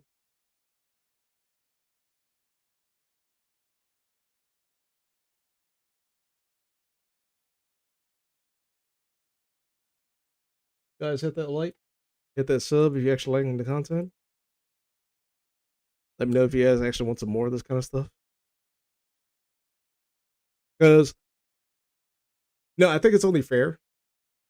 Not, I just don't want to be that type of person that like lambasts one side and like caters to the other.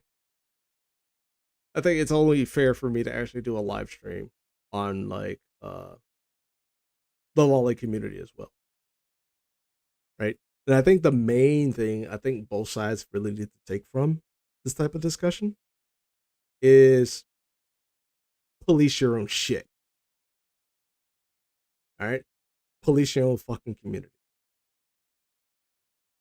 Because the best way a predator can actually get inside your community is when you're too busy looking at this other side and you're thinking, so long as everyone has the same opinion as you, all of you are righteous. That's not the case. Because even evil, right? Like we'll use the Bible for example. Can the devil quote the Bible directly? No. Because the word of God is a tool against Satan. However, the devil can twist the meaning of the words within the Bible to where he can say it, but he means something entirely different.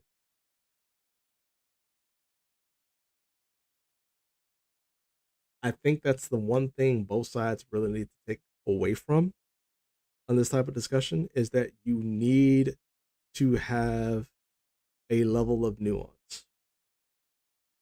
Which is why I say, do the anti-lollies have a genuine reason to be concerned about lolly? Yes, you do. I'm not going to sit here and discredit that. I will discredit widespread lambasting of information, right? Now, I'll sit here and fucking disprove that left and right. But at the exact same time, I'm not going to sit here, right, and let a bunch of virtue signaling asshats, whether it be lolly or anti-lolly, spread legitimate misinformation, thinking you're on the right side of fucking history. When in actuality, you're either a useful idiot trying to usher in being able to have sexual relationships with children, or you know the end result of that, of what you're doing. And that is what you want.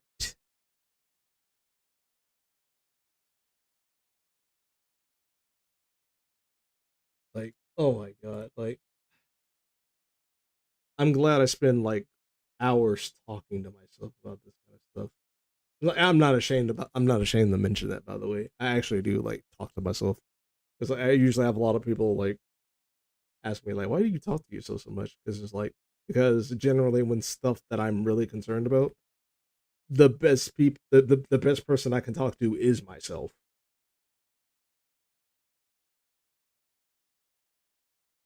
It is a very point that I disagree with. Hold on, express their sexuality. Let's continue reading this, and then we'll wrap up the video.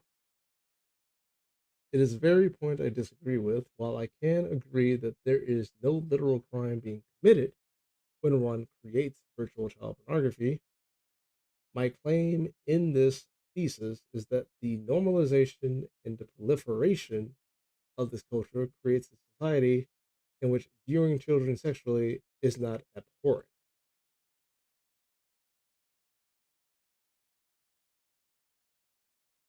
I disagree with that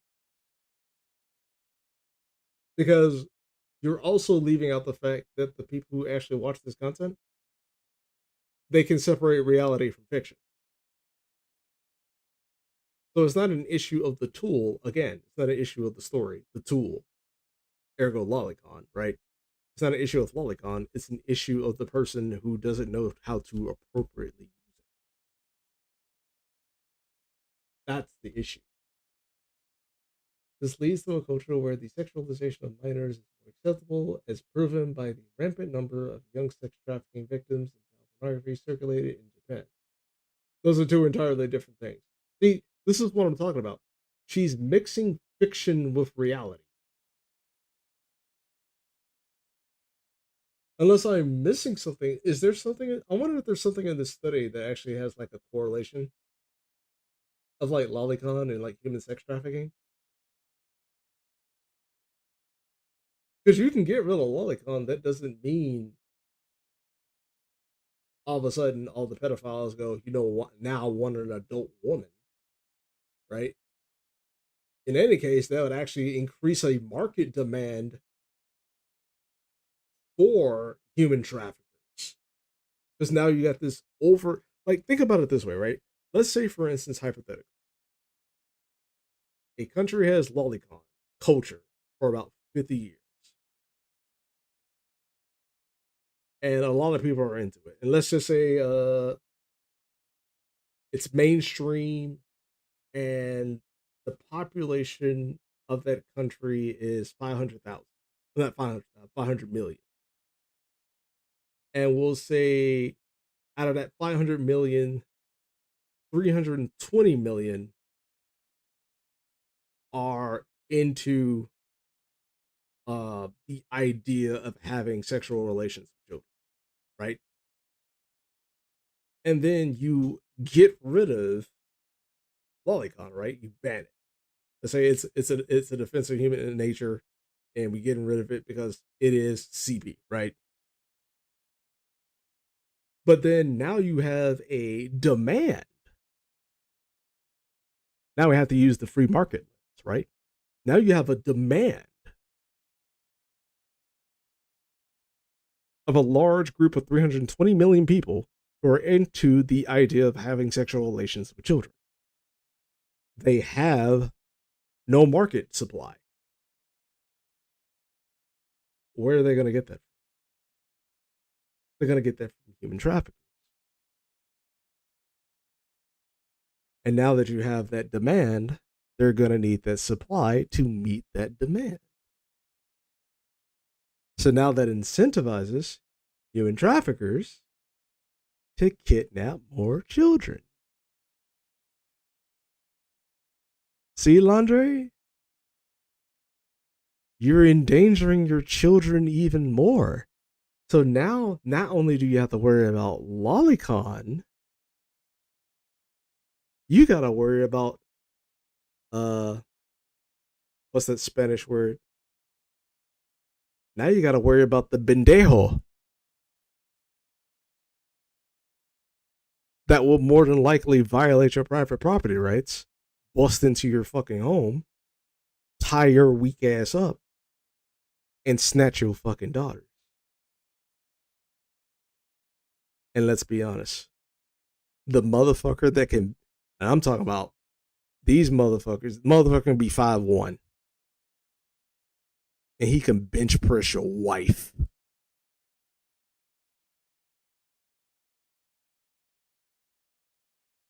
Right? He can bench press your wife. There ain't a damn thing you're gonna be able to do anything about it, bro. Because in a rules of nature kind of environment, you're just like your wife and daughters. You're not a protector guy. You're just like them. I mean, you got a pair of balls down there, but they're not really balls, you know? They're kind of like discount balls. They're there, but they don't really give you the testosterone needed for you to protect your wife and children. Let's finish what she's actually saying. This leads. I'm sorry I get distracted so easily, just like reading like a sentence or two. This leads to a culture where sexualization matters. Okay, I think I said that. The numbers of young sex trafficking victims and child murder circulate in Japan, and I argued against that. The question then becomes whether or not I can state my opinion on Japan's policies as someone's accustomed to the Western perspective. What right do I have to pass judgment on Japanese culture? My answer to this relates to Japanese diplomatic policy of soft power. Exporting popular culture is one of Japan's major priorities. It has proven to be very successful, as the United States is only one of the hundreds of countries in which Japanese popular culture is immensely popular and beloved. However, with the spread of this culture comes the risk of spreading the normalization of pedophilia, which I've already argued against. Like, there are people who are actually into lolicon and they can separate reality from fiction. I think that's the thing that we need to focus on. That one. But I digress. Although America's views on pedophilia are much more strict, depends on where you're looking at in terms of the political spectrum. There has already been a notable shift in American culture leaning towards the acceptance of this phenomena. For one, despite its illegality, Japanese pornography, manga, including loli and shoda images, is easily accessible and purchasable both in brick and mortar manga stores and online for American audiences. These works are translated into English for easier accessibility and are not looked at as CP in the American anime community as far as the anecdotal evidence can tell. While it may not be my position to comment on the culture I am not a part of, I feel that it is important to speak out against it when I see it proliferating in my country and community. Those who disagree with these various forms of popular culture are okay, cool. Those who disagree with me are ultimately evil. She said it, guys. Woo! Can I say one thing for instance? Notice how throughout my entire stream, I have never once made a claim that a person is a label of ultimate evil, such as a racist, Nazi, white supremacist, transphobe, homophobe, pedophile, etc., so on and so forth. I have always given anti-lollies the benefit of the doubt of either being incredibly fucking stupid, useful idiots, egotistical, narcissistic dumbasses, or they actually understand the end conclusion of what they're actually doing, and that is actually what they want. So you have four positions. I'm being generous. This bitch, like, if you disagree with me, you just ultimately evil. And that's that. Well, I don't know, lady. I think you're ultimately evil because you're willing to go through great lengths to remove safeguards under the guise that you are protecting children when in actuality you're trying to incentivize the harm of children. Because in the event that you do ban lolicon, right? What is your response when there is a increase in sexual assault cases towards children?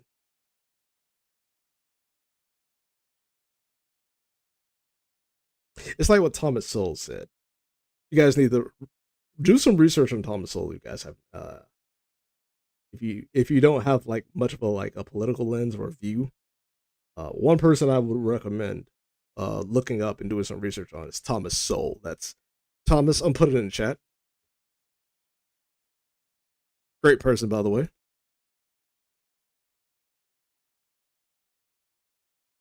What he said exemplifies this. There is always a group of people who cause problems at the state level. And instead of having those people held responsible for their initial actions, they sell you a solution to a problem they literally caused. So, what do you think? Let's say hypothetically, right? We ban lolicon and anime in general, or any form of Japanese animation cartoons. And then all of a sudden, there's this large spike increase against sexual assault towards women and children, right? What do you think their solution for that would be? Would they look at the person who banned all that stuff and go, "You caused all this, so therefore you're on the chopping block"? Nope, nope, not at all. Especially if our politics are, let's say, leaning left. Oh yeah, they definitely ain't gonna do anything to her. At the very least, they'll probably like fire her from the very best. Actually, at the very least, the very best option that would honestly happen to a person like this, right? Would be she would be fired from her position and given a promotion, like Claudine Gay. Uh, yeah, look that story up. Uh, let's continue. Let's finish this because I'm about to wrap up. Those who disagree is an ultimate evil in nature may state that there is no correlation between the creation of this art, issues in quotations, and the number of children being sexually abused. Those are two entirely different things. Like, for crying out loud, you're literally saying, uh, may state there is no correlation between the creation of fiction and the number of children being sexually abused in real life. There is no correlation because fiction is not reality and reality is not fiction. Like, stop conflating the two. However, these forms of media play a role in the casual normalization of pedophilia, which contributes to a society that is passively accepts child endangerment. And I don't know what you're talking about because I'm actually against that. I've been calling out, like, what I called out 7 groups. I called out the Quran, I called out prostasia. I've been calling out the human trafficking and cartel members, politicians, celebrities, the government institution that is holding on to that Epstein flight log list. Hashtag run the base. Actually, no, hashtag run the fade. There we go. Hashtag run the fade, guys. Hashtag run the fade. What other things that I call that it has like a more global than this crap? I'm pretty sure I call out some other stuff. I just can't remember on the top of my head. But yeah, I call out way more prolific uh pedophilic environments than Lolly. Now, of course, I could be wrong. I'm not gonna sit here like there's really no study on this, like per capita, per se, right? But I'm willing to be proven wrong. Just for the love of God, don't do what the fuck this woman does. However, these ones immediately blah blah blah blah, which blah blah blah. It is my fear that the more this culture becomes accepted in the United States, along with the popularization of anime, manga, and other forms of Japanese popular culture, we may see an increase in numbers of child sexual abuse victims. No. Based in the United States, the most abuse you've actually seen towards children is adopting Islam, Joe Biden's handling of the border, right? All those people that he incentivized, all those people from other countries from across the world, especially all those families with no male figures, right? With those children, all those mothers with those children, right? How many of those coyotes, not real dogs, like people who are designated to help people and families get to the United States, right? How many of you do you think when those families can't afford the travel, right, had to sell their children in the child labor, let alone put their children into precarious situations where, you know, that stuff happens, right? After that, in Japan, fans of these works may begin to dissent against the laws already put in place in the United States and claim that the illegality of the form of pornography goes against their right of freedom of speech, and it does. For this reason, it is important to draw the parallels between a virtual CP and its various forms and real child CP so that those who may find themselves interested will not become complacent to the crimes that are related. That's a very good point that you wrapped up at that tail end there.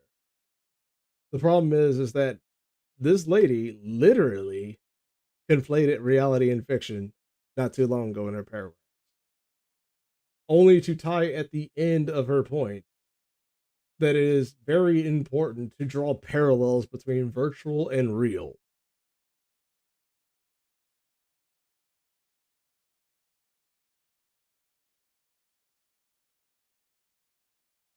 There is no parallels between the two,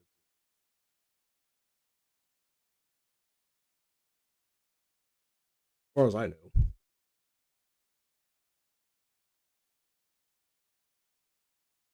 Yeah, I'm definitely gonna give that thing a read. But let's finish up that video of his. That does he have anything else in deep fakes and hentai? I'm afraid to click that. Let me uh,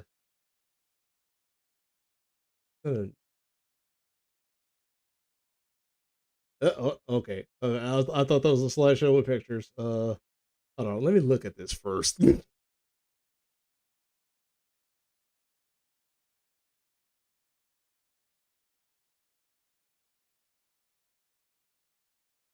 Okay, there's nothing in it. Okay, I was just making sure.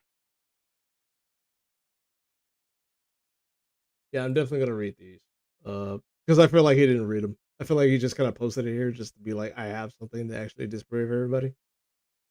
Uh, but it doesn't necessarily support his claims. It actually contradicts his fucking claims.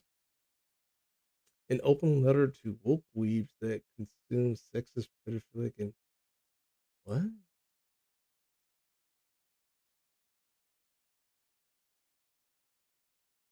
Emerging voices. Your urgent thoughts, urging action. A open letter to woke weebs that consume Japanese media.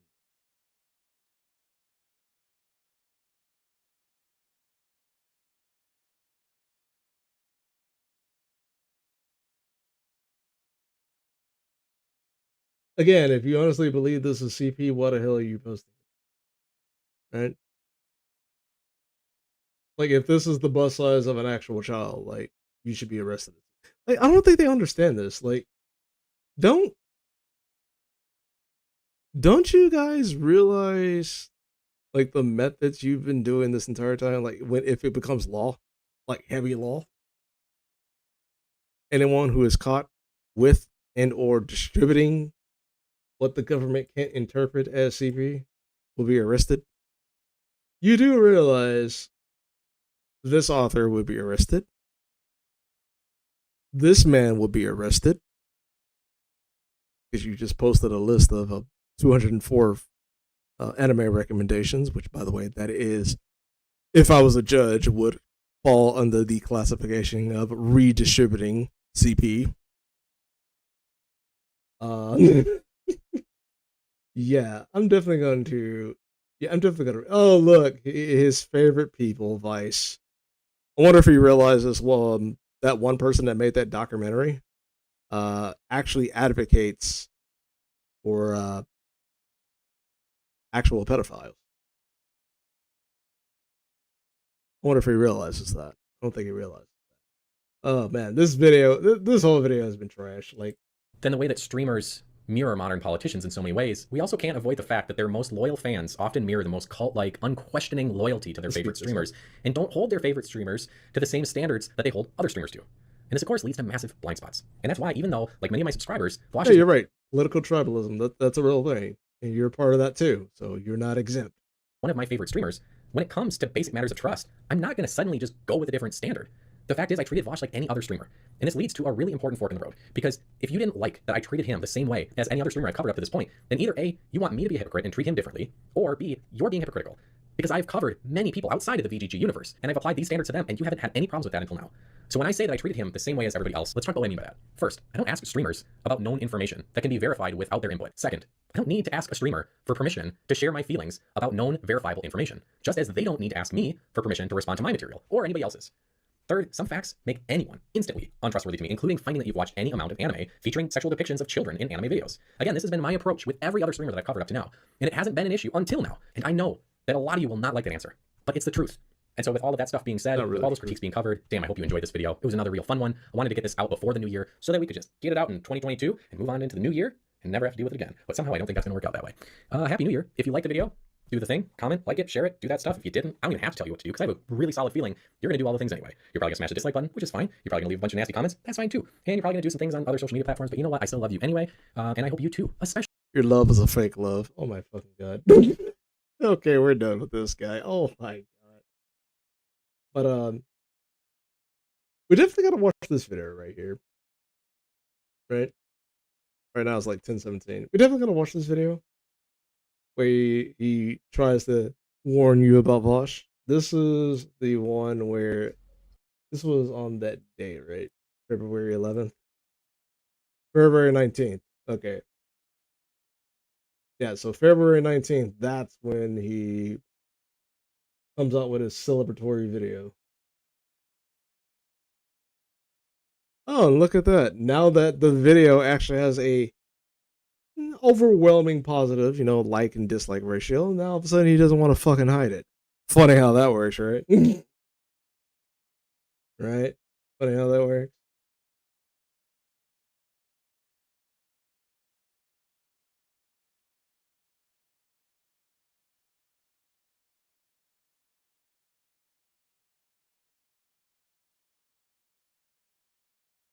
Yeah, we're definitely gonna watch this video.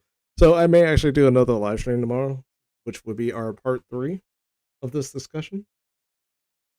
And with that being said, much love to everybody who tuned in today. Very much love. And with that being said, I'm going to go ahead and end the stream because we've been streaming for about 4 hours and 20 minutes. They're pretty good. Pretty good. So with that being said, we're definitely going to do this tomorrow. And I will catch you guys later. Until then, take care, be safe, and I'll see you later. Take care.